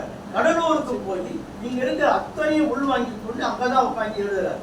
அத்தனையும் பாடலாக எழுதி சமூகத்துக்கு என்னென்ன மாற்றத்தை தலைமுறை எல்லோரும் சமமாக வாழ வேண்டும், எல்லோரும் இன்புற்று வாழ வேண்டும் என்ற யாம் பெற்றும் பெருக பெற்ற இன்பம் பெருக இவ்வையிலும் என்ற கோட்பாட்டை உள்வாங்கி கொண்டு வள்ளல் பெருமான் அவர்கள் சமூகத்திற்கு சமுதாயத்திற்கு அந்த அன்றைய காலகட்டத்தில் வெள்ளைக்காரர் மட்டும் இல்ல, அன்றைய சில மன்னர்களை கூட மக்களை அடிமைதான் வச்சிருக்காங்க. அதெல்லாம் பதிவு பண்ணாங்க. எப்படி எல்லாம் துன்புற்று வாழ்ந்திருக்காங்க. சிந்தனை என்பதே இல்லாம தான் ஒரு அடிமைத்தனமாக இருப்பதை போல மக்களை வாழ்விச்சிருக்காங்க 19ஆம் நூற்றாண்டு. மிகப்பெரிய, அதாவது 13ஆம் நூற்றாண்டுக்கு அப்புறம் படிநிலையாக வந்து அதிகமான பெண்ணடிமை பின்னாடி வந்ததுதான் நம்முடைய பாரதியார் வந்து பாரதிதாசன் பாடுகிற போது பெண்ணுக்கும் பேச்சுரிமை வேண்டாம் என்கின்றோம், பெண்ணுக்கும் மண்ணுக்கும் கீழே நினைக்கிறோம் பெண்ணினை எழுதுறாரு பாரதிதாசன் எழுதுறாரு.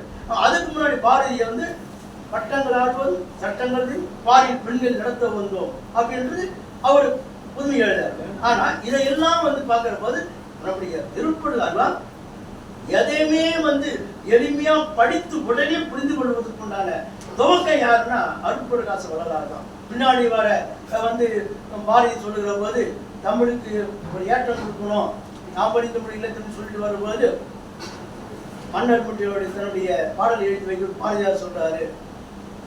பின்னாடி வந்த பாரதிதாசன் அவரை பற்றி எழுதுகிற போது எம்மை செலவாமல் இருந்த நிலையில் தமிழுக்கு தகும் உயர்வளிக்கும் தலைவலி எஞ்சிய துவங்களுக்கு இலக பாரதி தோன்றினான்னு சொல்றாரு.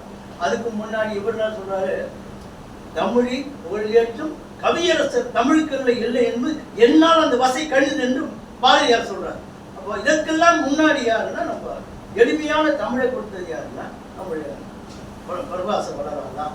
அப்போ வள்ளலாருடைய அவர் சமூக நீதி, பெண்ணடிமை, அரசியல், பொருளாதாரம், கலை, இலக்கியம் எல்லாத்திலே அவர் இந்த மூன்றையும் முடிச்சுட்டு அவர் 50 வயது கடக்கிற போது அந்த வைத்தியசாலை அவர் வைத்தியசாலை நிர்வாங்க வைத்தியர் அவருடைய மற்றபடி வைத்தியம் பார்ப்பது நிபுணராக இருக்கார். அப்போ ஆளும் வேரும் தான் பல்லுக்கு போட்டு வளர்க்கணும். அதனால் தெளிவாக சித்த வைத்தியர்கள் அழகா சொல்றாரு. சித்த வைத்தியத்தை பற்றி சொல்றாரு. அப்புறம் ஒரு அந்த இடத்துல நூலகம் வைக்கணும்னு சொல்றாரு. உபசார சாலை உருவாக்கணும், யோக பயிற்சி சாலை உருவாக்கணும், விருந்து சாலை, விவாத சாலை அத்தனையும் உருவாக்கணும்னு சொல்றாரு. உருவாக்கி 3த்தையும் உருவாக்கிட்டு இதெல்லாம் உருவாக்கணும்னு சொல்லுகிற போதுதான் அவை கூட இருந்தவர்களே தவறான வழிக்குன்னா அந்த 3 மடத்துக்குண்டான செல்வங்கள்லாம் கொஞ்சம் தவறான வழிக்கு போகும்போது மனம் அப்பதான் அவங்க வேதனைப்படுறாரு. அப்பதான் அந்த வார்த்தையெல்லாம் பயன்படுத்த கடைவெறித்தியல் கொள்வார் இல்லை என்ற வார்த்தையெல்லாம் பயன்படுத்துறாரு. அப்போ அவருடைய கோட்பாடு இன்றைக்கும் உலகம் போற்றுகிற இன்னைக்கு அவரை பின்பற்றவங்களை எவ்வளவு பேர் பண்ணீங்க? 10 கோடி பேர் பின்பற்றாங்க உலகம் முழுக்க. அவருடைய சபை, அவருடைய கோட்பாடை 10 கோடி பேர் வந்து பின்பற்றாங்க. ஏன்னா அனைவரையும் போற்றுகிற ஒரு மாற்றம் எதுன்னா அப்ப அந்த கரியை சரியை யோகம் ஞானம் என்ற தத்துவத்திலிருந்து விலகி மனிதர்களின் மனிதநேயத்தோடு அந்த கிரியை சரியை ஞானம் யோகம் என்றதுன்னா சரியை என்பதுன்னா கோயிலுக்கு போய் விளக்கேற்றுவது, பெருகுவது, கொள்வது, கூட்டுவது மாறும். சரியாது சரியை. கிரியை என்பது இறைவனை வெளிப்படுவது. யோகம் என்பதுனா இறைவனை நினைத்து உருகுவது. அந்த ஞானம் என்பது இறைவனையே தன் நெஞ்சத்தில் உட்கொண்டு இறைவனை வழிபட்டு ஞானம் பேர் அடைவது. இது வந்து சைவ சமூகத்தினுடைய கோட்பாடு. இதிலிருந்து அவர் விலகி நம்முடைய திருநாவுக்கரசர் ஆகட்டும், திருஞானவரும், மாணிக்கர் இவங்கெல்லாம் வந்து பார்த்தீங்கன்னா திருநாவுக்கரசர் வந்து தாசன் அவங்களாம் வந்து வரலாற்றில் பதிவு பண்ணுறாங்க. தாசன் திருஞானக்கண்ணன்னா நெப்பெர் பிள்ளைங்கார் இந்த திருஞானக்கரசர் வந்து. 3வது வந்து ஒரு அப்பரடிகள் இது அடுத்து வர ஒரு திருநாவுக்கரசு அப்பரடிகள் வராங்க. அடுத்தது வரவர் யாருன்னா அவரை வந்து யாருன்னா தோழர். மாணிக்கவாசர் யாருன்னா இறைவனோடு சமமாக பாதிப்பார். இப்படி 4 விதமாக கோட்பாடை சைவ சமயத்தில். ஆனா வள்ளலார் கண்டது ஒருமைப்பாடுன்னா இதையெல்லாம் தாண்டி எல்லோரும் சமமாக காவிக்கிற அந்த 4வது கோட்பாடை வலியுறுத்தி அனைவரும் சமம், அனைவரும் ஒன்றுபட்டு வாழ வேண்டும் என்ற கோட்பாடும் தான் அவர் அந்த தர்மசாலை சன்னாக்க சாலை நம்முடைய சித்திசிவாகத்தில் உருவாக்கி மிகப்பெரிய ஒரு புரட்சியாளராக சமூக சீர்திருத்தவாகிய மிகப்பெரிய மக்கள் மேல் மனிதநேய ஒருவர் அவர். பல நிலைகளை பார்க்கிற போது அது முக்கியமா அவர் பார்த்தது என்ன, பசிப்பினி தான் அவர். ஏன் மக்கள் பசிப்பினியோடு இருக்கிறாங்க, இதுதான் நம்ம பார்க்கறாரு. பசிப்பினிக்கு என்ன காரணம் அப்படின்னு. அதனாலதான் அவரு இந்த சமூகத்துல, அதனாலதான் ஒரு பாடலே கூட வருவாங்க, மானம் குலம் கல்வி வன்மை தாராண்மை அறிவுடைமை 10 பறந்து போகணும்னு சொன்னதாக தான். அப்ப அந்த பசிப்பினி போட்டுனால்தான் அறிவு ஞானம் பெறும். ஞானம் பெறும் வாயிலாக உலக மக்கள் ஒற்றுமையோடு வாழ்வார்கள். அவருடைய ஒரே கோட்பாடு ஒருமையுடன் நினைது திருமணியில் நினைக்கின்ற உத்தமர் தான் உறவு. எங்க பார்த்தாலும் ஒருமை என்றுதான் பயன்படுத்திருப்பார். நிறைய இடத்துல அவர் படிச்சுக்கலாம். அதே போல அவருடைய சிந்தனையில இன்னொரு கோட்பாடு, அவருடைய அருமையான கோட்பாடு என்னன்னா, அவர் செய்த பணிகளிலேயே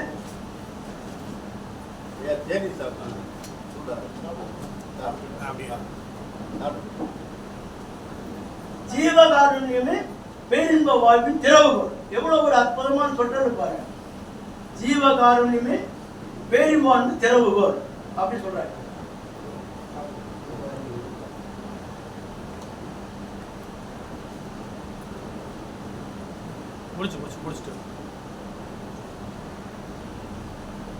அறம் பொருள் இன்பத்துல வள்ளுவன் நம்ம இன்பத்து பாடல ஒரு பாடல் எல்லாருமே நம்ம தாய் மேலே இருக்கீங்க ஒரு பாடல், ஒரு சமூக பாடல் வள்ளுவன் எப்படி பார்க்கலாம். அப்பா தம்மில் இருந்து தமது பார்த்து உண்டட்டமா அறிவை முயற்கின்ற ஒரு பாடல். அது புனைந்துரைத்துல அருமையான ஒரு பாடல். இந்த பாடலுடைய பொருள் என்ன, நாம் உடைத்து கொண்டு வந்த பொருளை மற்றவர்களுக்கு பரிந்து கொடுத்து அவர்களை மகிழ்வித்து அவர்களை உண்ண வைத்து பார்க்கிற அந்த இன்பம் போல நான் அவரோடு உறவு கொண்டேனுடைய பாடல் இருப்பார்.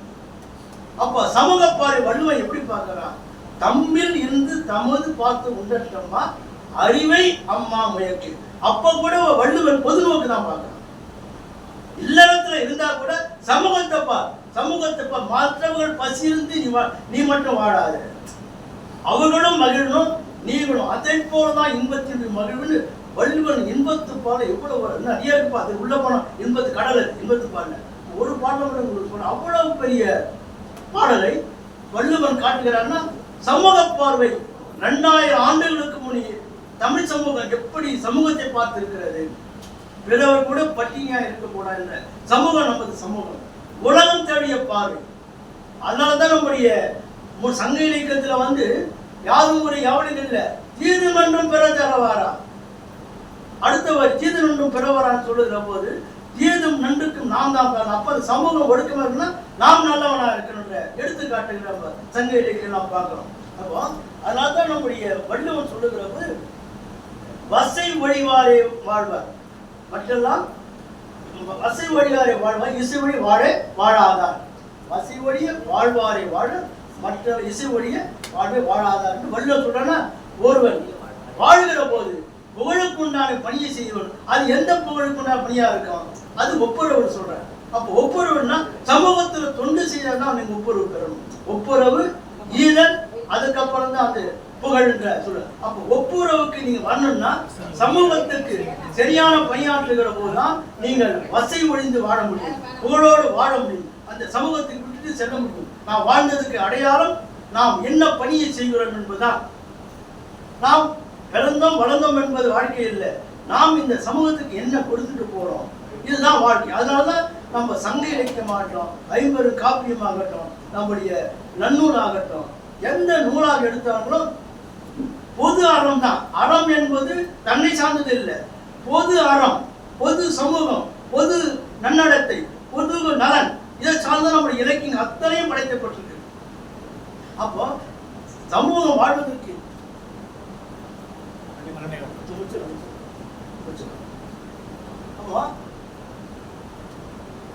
அதுல வள்ளுவன் காட்டுற நம்முடைய ஐயன் திருவள்ளுவர் காட்டுற திருவள்ளுவாவுக்கு வள்ளுவனே முன்னோடியாக ஆற்றுவார் ஆற்றல் பசியாற்றல் வள்ளுவன் காட்டுகிற. அப்ப அந்த ஆற்றுவார் ஆற்றல் பசியாற்றல், மாற்றுவார் எல்லாம் யாரு? துறவிகளை விட எது சிறந்ததுன்னா மற்றவர்கள் பசியாற்றுவதுதான் சிறந்தது. அந்த வழியிலே வந்த திருவள்ளுவர் உலரார். நாம் சில முத்துக்களை தான் கடலை குறித்து சில செய்திகள் நான் வள்ளுவருடைய திருவள்ளுவர் சொல்றேன்.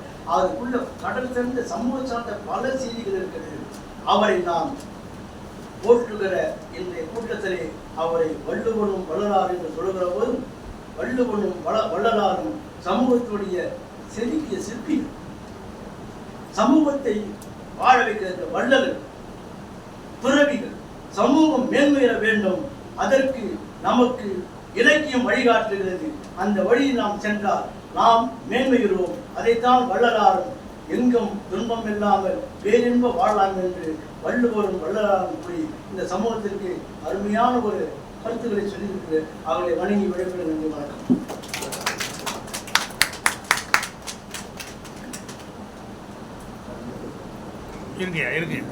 திரு மதியரசன் அவர்கள் திருவள்ளுவரும் வள்ளலாரும் என்ற தலைப்பிலே நம்ம எல்லாம் வள்ளலாருடைய ஆக்கிவிட்டார் என்றுதான் சொல்ல முடியும். அறிவினால் ஆவதுண்டோ பிரிது நோய் தன்னோய் போல் போற்றாக்கடை என்று வள்ளுவர் சொன்னார். அந்த வகையிலே தான் வள்ளலாரும் வாடிய பயிரை கண்டபோதெல்லாம் வாடினேன், அறிவினால் ஆவதுண்டோ பிரிது நோய் தன்னோய் போல் போற்றாக்கடை என்ற வள்ளுவருடைய நீட்சிதான் வள்ளலார் என்று நிறுவி சென்றிருக்கிறார். இங்கே வேதாத்திரி மகரிஷி அவர்கள்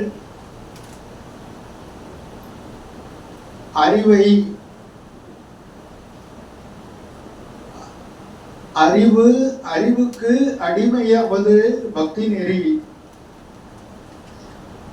அறிவை அறிவால் ஆராய முற்படுவது தியானம், அறிவை அறிவால் அறிந்த நிலை முக்தி,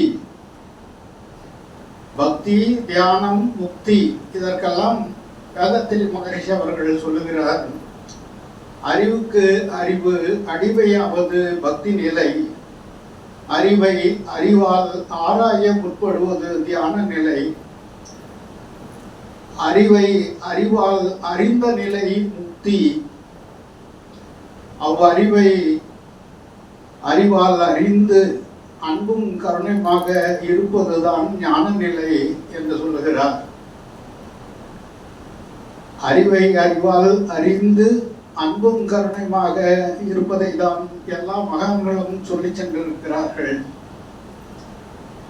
அந்த வகையிலே நம்முடைய வள்ளலார் அவர்கள் மிக சிறப்பாக இந்த உலகம் வாழ்வாங்கு வாழ வேண்டும், அன்பும் கருணையுமாக இருக்க வேண்டும் என்று சொல்லி இருக்கிறார்.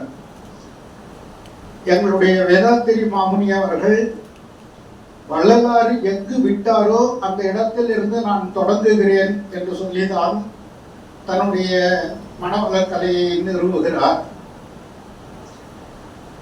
வள்ளலார் கடைபிடித்தேன் கொள்வார் இல்லை என்று சொன்னார். ஆனால் மகரிஷி அவர்கள் வள்ளலார் விட்ட இடத்திலிருந்து நான் தொடங்குகிறேன் என்று சொல்லி இன்றைக்கு பல ஆயிரக்கணக்கான மாணவர்களை மனவளக் கலையிலே பயிற்சி எடுத்து மிக சிறப்பாக வாழுகிற வகையை சொல்லி தந்திருக்கிறார். மதியரசு அவர்களுக்கு மனதார பாராட்டி நன்றி சொல்லுகிறேன். நன்றி.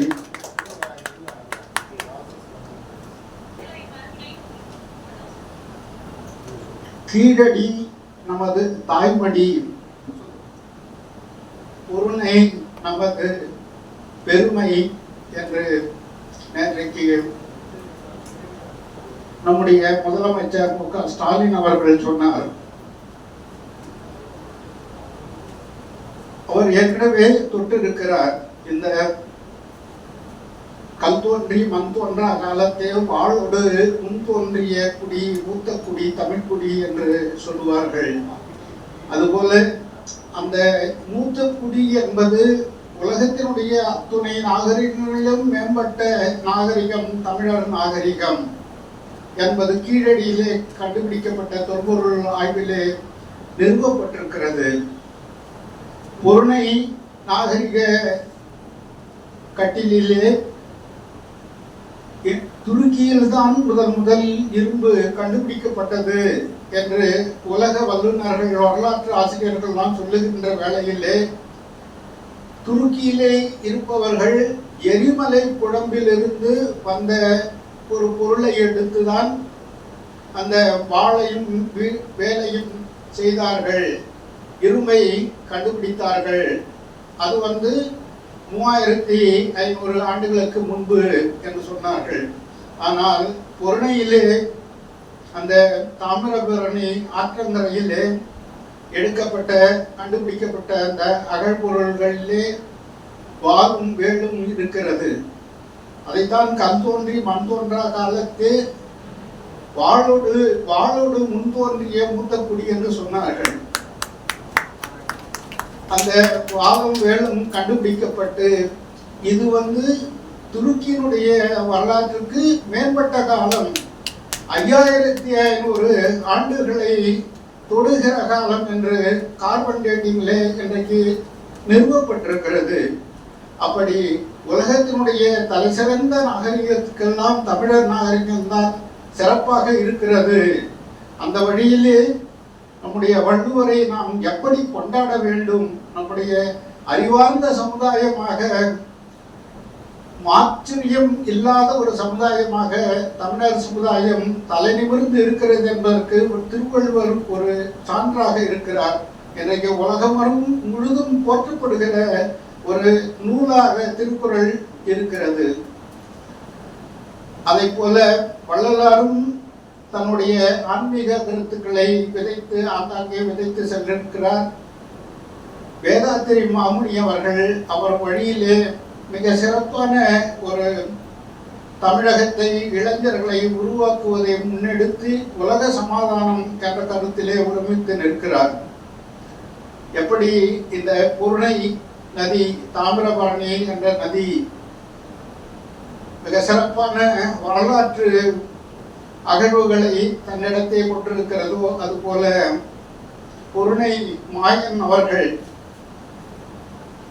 மிக சிறப்பான தமிழ் ஆர்வத்தை தன்னுள்ளே அடக்கியிருக்கிறார். அவரை அன்புடன் பேசுமாறு அழைக்கிறேன்.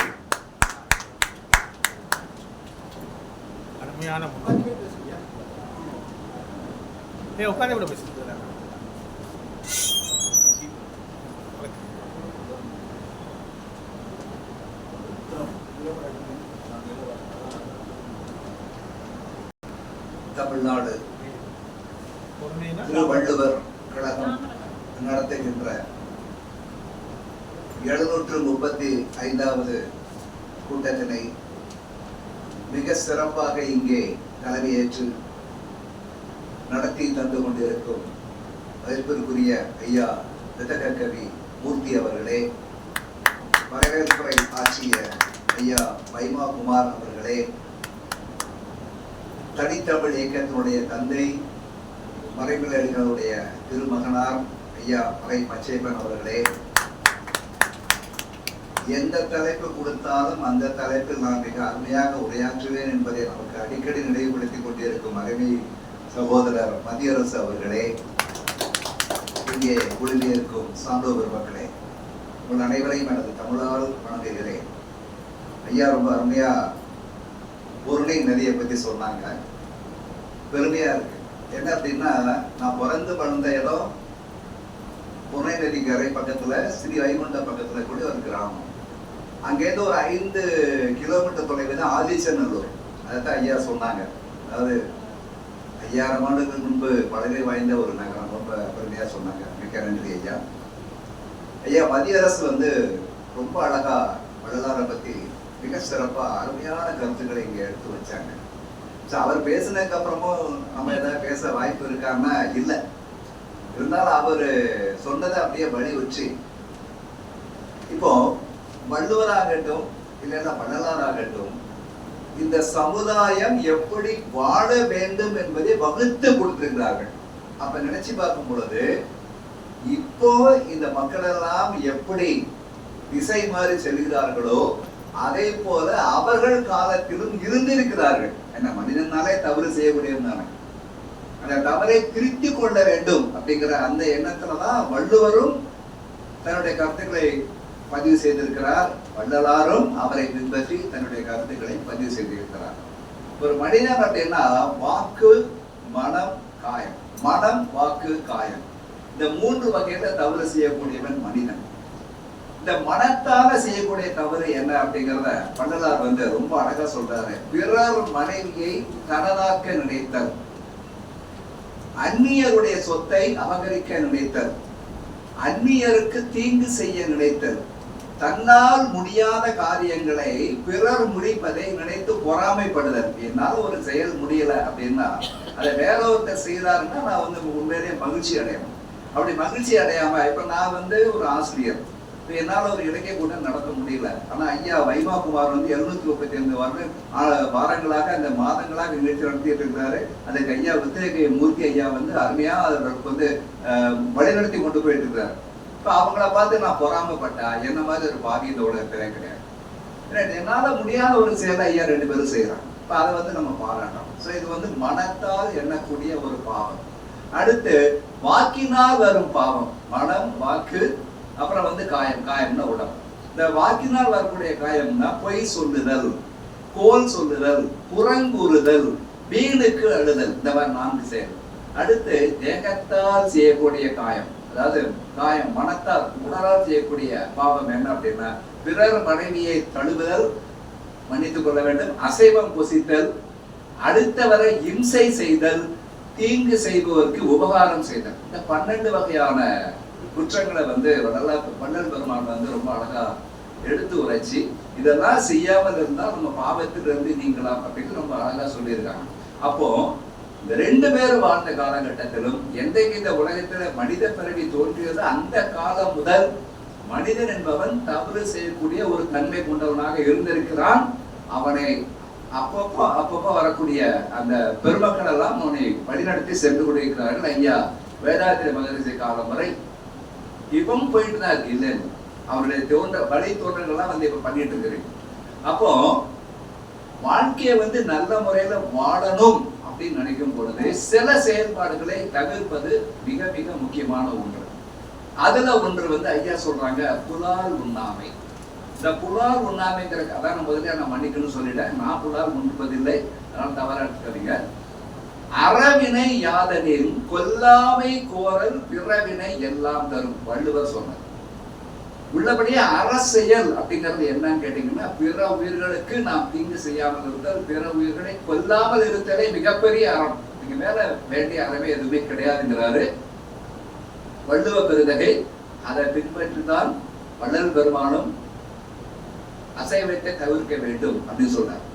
அடுத்து கொல்லாமை மேற்கொண்டு ஒழுகுவான் வாழ்நாள் மேல் செல்லாது உயிர் உண்ணும் கூற்று. எவன் ஒருவன் பிற உயிர்களை கொல்லக்கூடாது அப்படிங்கிற அந்த கொள்கையோடு வாழ்ந்து கொண்டிருக்கிறானோ, இந்த உயிர்களை மனித உயிர்களை மட்டுமல்ல விலங்குகளை கூட, அவனை நோக்கி கூற்றுவனே வரமாட்டான், கொஞ்சம் பயப்படுவான். ஆகா இவன் யாருக்கும் தீங்கு செய்யாதவன், பின்னிட்ட போகக்கூடாது ஒரு பயம் அந்த கூற்றுவனுக்கு இருக்கும் அப்படிங்கிறார். அடுத்து தன்னுயிர் நீ பெண்ணும் செய்யற்க தான் பிரிதி இன்னுயிர் தான் இன்னுயிர் நீக்கும் வினை. தன்னுடைய உயிர் போனா கூட கவலை இல்லை, அவன் பிற உயிர்களுக்கு தீங்கு செய்யக்கூடாதுங்கிறாரு வள்ளுவ பெருந்தகை. அடுத்து தன்மூன் பெருக்கத்தான் பிரிது ஊனுண்பான் எங்கனம் ஆளும் அரண். ஒரு அரசியலை செய்யக்கூடிய தன்மை கொண்டவன் பிற உயிர்களை கொன்று அதை புசிப்பதால் இவன் எப்படி அறவழியிலே நிற்க முடியும் என்று வள்ளுவ பெருந்தகை கேட்கிறார். அடுத்து அருமையான ஒரு செய்தி என்ன அப்படின்னா, எத்தனையோ யாகங்களை செய்யறாங்க, எத்தனையோ யோகங்களை செய்யறாங்க, எத்தனையோ வேள்வி வளர்க்குறாங்க. அத்தனை வேள்விகளிலும் மிக சிறந்தது பிற உயிர்களுக்கு தீங்கு செய்யாமல் இருத்தல். அபி சொரிந்து 1000 வேட்டலின் ஒன்றன் உயிர் செலுத்து உண்ணாமை நன்று. ஒரு 1000 வேள்விகளை செஞ்சிருக்காங்க. நம்ம கேள்விப்பட்டிருக்கோம், புராணத்துல படிச்சிருக்கிறோம். நானும் ஒரு ஆன்மீகவாதி தான், இருந்தாலும் சில செய்திகளை என்னால ஒத்துக்கொள்ள முடியாது. உயிர்கள்லாம் சமம், அனைவரும் சமம் அப்படிங்கிறது அந்த மாற்று கருத்து கிடையவே கிடையாது. அப்படிங்கிற போது 1000 வேள்விகளை செய்தாலும் அதை விட மிக பெருமைப்படக்கூடியது பிற உயிர்களுக்கு தீங்கு செய்யாமல் இருத்தல் அப்படிங்கிறது. ஐயா மாணிக்கவாசகர் பற்றி ரொம்ப அருமையா சொன்னாங்க, அவருடைய கருத்துக்கள் எல்லாம் சொன்னாங்க. பார்க்கும் பொழுது ஒரு பையன் என்ன பண்ணிட்டோம்னா, அவனுக்கே தெரியாது திருவாசகத்துல இருந்து ஒரு பாடலை படிச்சுக்கிட்டு இருந்தான். அப்போ ஒருத்தர் கேட்டார், பங்கு ரொம்ப அருமையா இந்த பாடலை பாடுறேப்பா, யார் எழுதுறதுன்னு கேட்கிறார். உடனே அவன் இல்ல மாணிக் கவாஸ்கர் அப்படின்னு. ஒன்றும் புரியல, என்னடா சொல்ற? அமையா மாணிக் கவாஸ்கர். அப்புறம் வாங்கி பார்த்தா தெரியுது மாணிக்க வாசகருங்கிறத அவன் பிரிச்சான். இவரு டவுட், யார் கவாஸ்கர் வந்து கிரிக்கெட் பிளேயர், அவன் எங்க வந்து திருவாசகம் போட பார்த்து ஒரு சந்தேகம். அது மாதிரி இருக்கு. ரொம்ப அழகா சொன்னாங்க. அதே மாதிரி நிறைய செய்திகளை சொன்னாங்க ஐயா. அதுல ஒன்னொன்னா பார்க்கலாம். இப்ப பாத்தீங்கன்னா பாவங்கள் அப்படின்னு சொல்லும் பொழுது வள்ளல் பிறந்ததையோட ஒரு அருமையான பாடல். இதை கேட்கும் பொழுது உள்ளபடியே இத்தனை வகை துன்பங்கள் இந்த உலகத்தில் இருக்குதா, இதையெல்லாம் மனிதன் செய்வானா அப்படிங்கிறத நம்ம சிந்திக்க வேண்டியிருக்கு. செய்துகிட்டு தான் இருக்கான், இல்லைன்னு சொல்லல. நல்லோர் மனதை நடுங்க செய்தேனோ, வலிய வழக்கிட்டு மானம் கெடுத்தேனோ, தானம் கொடுப்போரை தடுத்து நின்றேனோ. ஐயா வள்ளுவர் சொல்றாரு, கொடுப்பது அழுக்கறுப்பான் சுற்றம், உடுப்பதும் உண்பதும் இன்றி கெடும். ரொம்ப அழகா, தானம் கொடுப்போரை, உன்னால கொடுக்க முடியாட்டியும் பரவாயில்ல, கொடுக்கிறவனை தடுக்காத.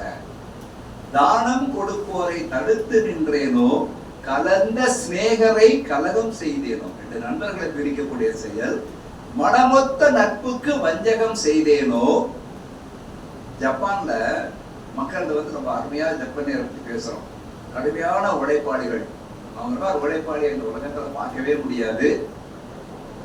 எங்க போனாலும் ஒரு டிசிப்ளின் தான்.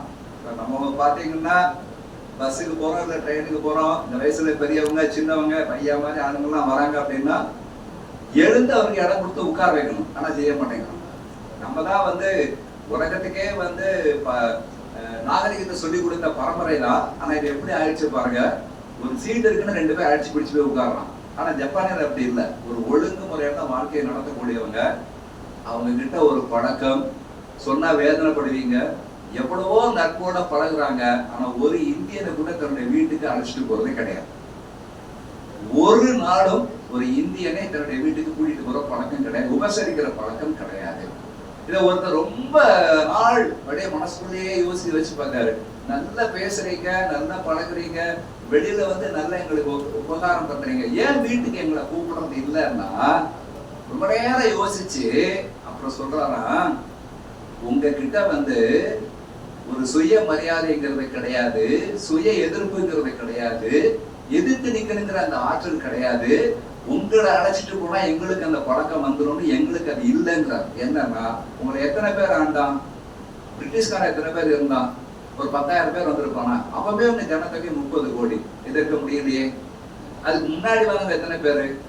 ஒரு குறிப்பிட்ட சில பேர் தானே, எதிர்த்து நிக்கலையே. அப்ப உங்களுக்குள்ள அந்த ஒற்றுமை இல்லையே. அந்த ஒற்றுமை இல்லாத தன்மைதான வந்து உங்களை அடிமைப்படுத்தியது. அப்ப அடிமைங்கிறது நாங்க எப்படி உங்களை ஏத்துக்க முடியும்? எங்களுக்கு ஒரு பாடமா இருக்கு. இந்தியாவை பத்தி நாங்க பெருமையா படிக்கல. இந்தியர்கள் எப்படி அடிமையானார்கள், எப்படி நாம அதுல தப்பிக்கணுங்கிற அந்த ஒரு வரலாறு எங்களுக்கு சொல்லிக் கொடுக்கப்படுதுன்னு சொன்னாருங்கிற போது அந்த செய்தியை பார்க்கும் பொழுது எவ்வளவு வேதனையான செய்தி இருப்பாங்க.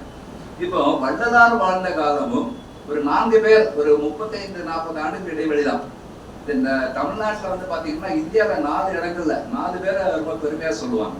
ராஜாராம் மோகன் ராய் ஐயா சொன்னாங்க.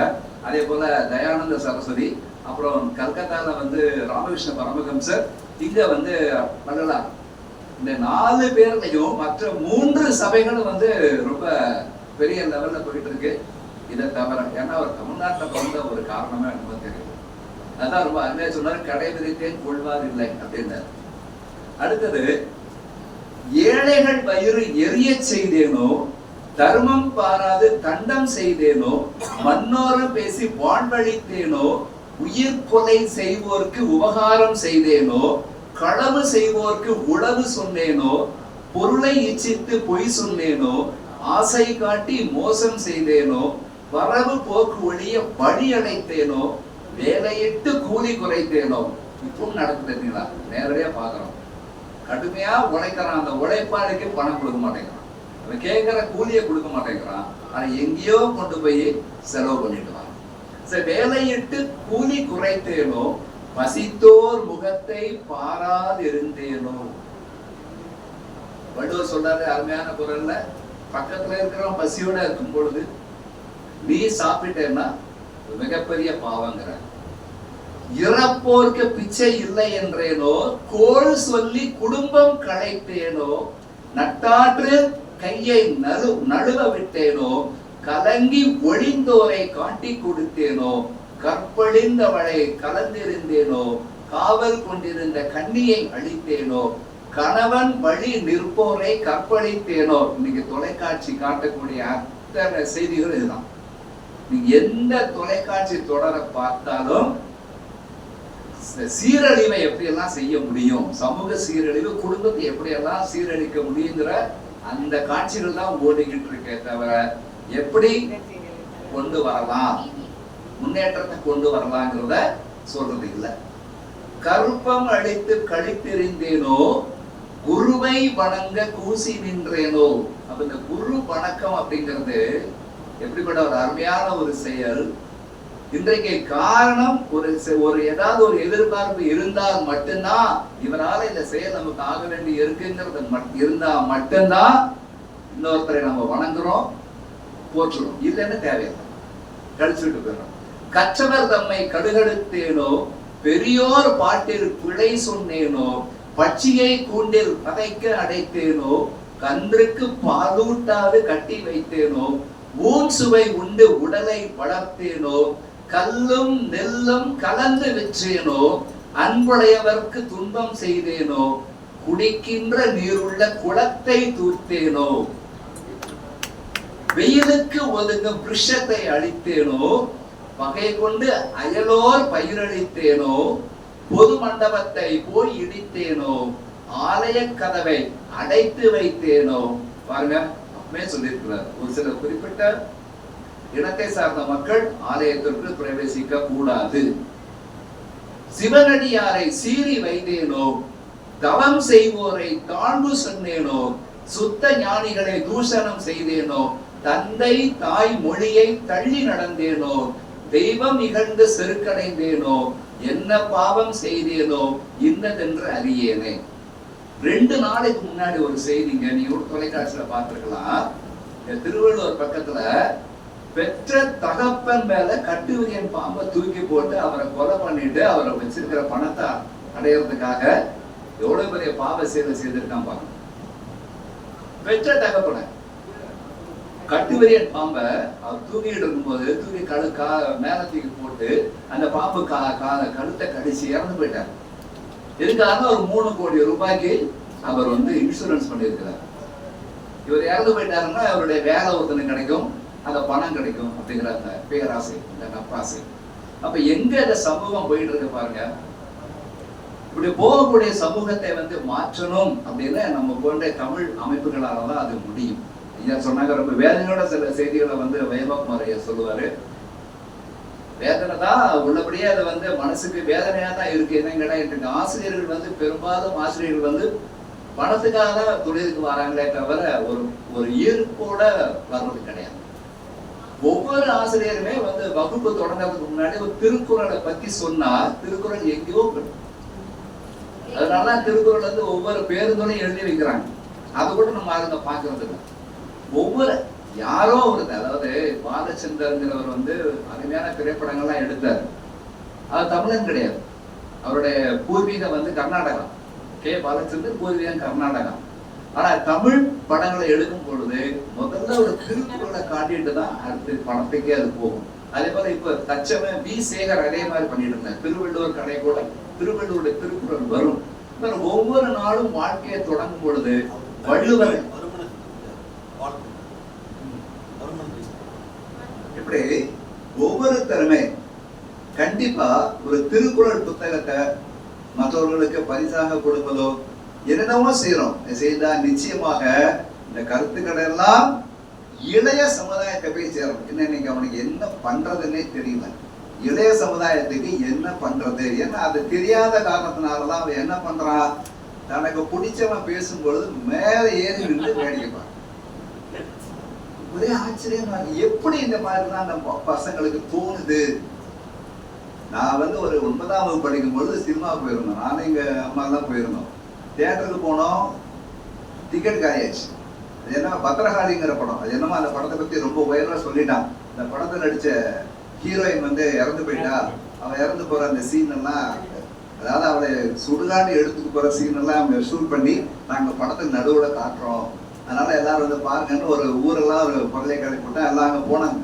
போறோம், டிக்கெட் இல்லை. சரி டிக்கெட் இல்லை என்ன பண்ற, அப்பெல்லாம் ஒரு குறிப்பிட்ட அளவு தான், அதுக்கு மேல போக மாட்டோம். தர டிக்கெட் 45 பைசா, பெரிய டிக்கெட் 80 பைசா மேக்சிமம். அதுதான், அதுக்கு மேல போறது இல்லை. திரும்பி வந்துருவோம். எங்களோட ரொம்ப புலம்பிட்டே வராங்க. நான் சினிமாவுக்கு இது வரைக்கும் படம் பார்க்காம திரும்பி போனதே கிடையாது. நான் சினிமாவுக்கு இது வரைக்கும் படம் பார்க்காம திரும்பி போனதே கிடையாது. எவ்வளவு பெரிய அவமானம் எனக்கு, ரொம்ப அசிங்கமா இருக்கு. ரொம்ப புலம்பிட்டே வராங்க. எனக்கு ஒரே ஆச்சரியம், என்ன இந்த அம்மா இப்படி புலம்பிட்டு வராங்க. இதெல்லாம் ஒரு சாதாரண விஷயம். நான் 9ஆம் படிக்கிறேன். இதெல்லாம் சாதாரண விஷயம். ஒரு திரைப்படம் பார்க்கலைங்கிறது எவ்வளவு பெரிய ஒரு தோல்வியா கருதலாங்க நினைச்சு நான் வந்துட்டேன். காலங்கள் உருண்டோடுது. எனக்கு திருமண வயது வரும் பொழுது பொண்ணு பார்க்க ஆரம்பிக்கிறாங்க. அப்போ எங்க சொந்தக்காரங்க அந்த அம்மாவுடைய பொண்ணு, அவங்க அந்த வயசுல இருக்காங்க. அந்த பொண்ணை கேட்கலாமேன்னு கேட்கும்போது எங்க அம்மா கிட்ட கேட்கறாங்க, இப்ப அந்த அத்தை பொண்ணை ஒண்ணு கேட்கலாம். டக்குன்னு ஞாபகம் சினிமா வீட்டு திரும்பி வந்து ஒரே வேண்டவே வேண்டாம். ஒரு சினிமா பார்க்க முடியலன்னு அந்த அம்மா அவ்வளவு வருத்தப்பட்டு வராங்க. அப்ப அந்த குடும்பம் பொண்ணு எடுக்க முடியுமா வேணாம் சொல்லிட்டாங்க. எதுக்கா சொல்லுவாங்கன்னா அந்த அளவுக்கு ஒரு வெறி ஊறி போய் இருக்கு. எப்படியாவது பாத்திரணும், எப்படியாவது இந்த படத்தை பாத்திரணும், எப்படியாவது அவன் நடிகரை பாத்திரணும். எங்க போக போதே தெரியல. அப்ப இந்த இளைஞர்களுக்கு எல்லாம் ஒரு விழிப்புணர்வு ஏற்படுத்தணும்னா அது இலக்கியத்தால மட்டும்தான் முடியும். அதிலும் குறிப்பாக திருவள்ளுவரால் மட்டும்தான் முடியும் என்று எடுத்து சொல்லி, வள்ளுவரையும் வள்ளலாரையும் பற்றி ஒரு ஒப்பீட்டு ஒரு பார்வை செய்வதற்கு வாய்ப்பு கிடைத்தமைக்கு நன்றி பாராட்டி அமைகிறேன். நன்றி, வணக்கம்.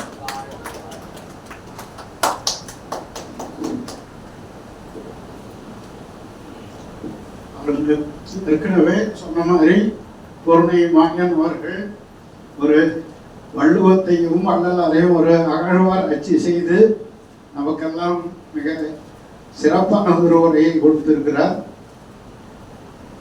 நாட்டில் எதெல்லாம் நடக்கக்கூடாதுன்னு வள்ளலார் சொன்னாரோ அதெல்லாம் இன்னைக்கு நடக்குது, கண்கூடாக பார்க்கிறோம்.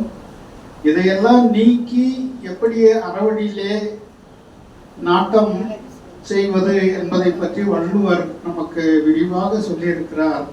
அறத்தான் வருவதே என்பம் மற்றெல்லாம் புறத்த புகழுமில்ல, அரணப்பட்டதே என் வாழ்க்கையை அத்தும் பெண்பழிப்பது இல்லாயின் நன்று, அழுக்காறு அவாவெளி என்ன சொல் நான்கும் இழுக்காய் என்ற தரம் என்றெல்லாம் பலவாறு சொல்லியிருக்கிறார். அறவழியிலே நடக்க வேண்டும் என்றால் வள்ளுவத்தின் வழி நாம் நடக்க வேண்டும். அடுத்து இங்கே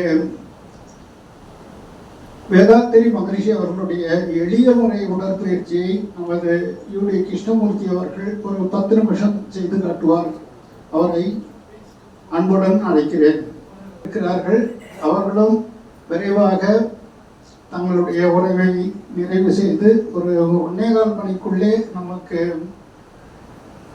மதிய உணவு கொடுத்து நாம் நிறைவு செய்யலாம் என்று இருக்கிறோம். நன்றி.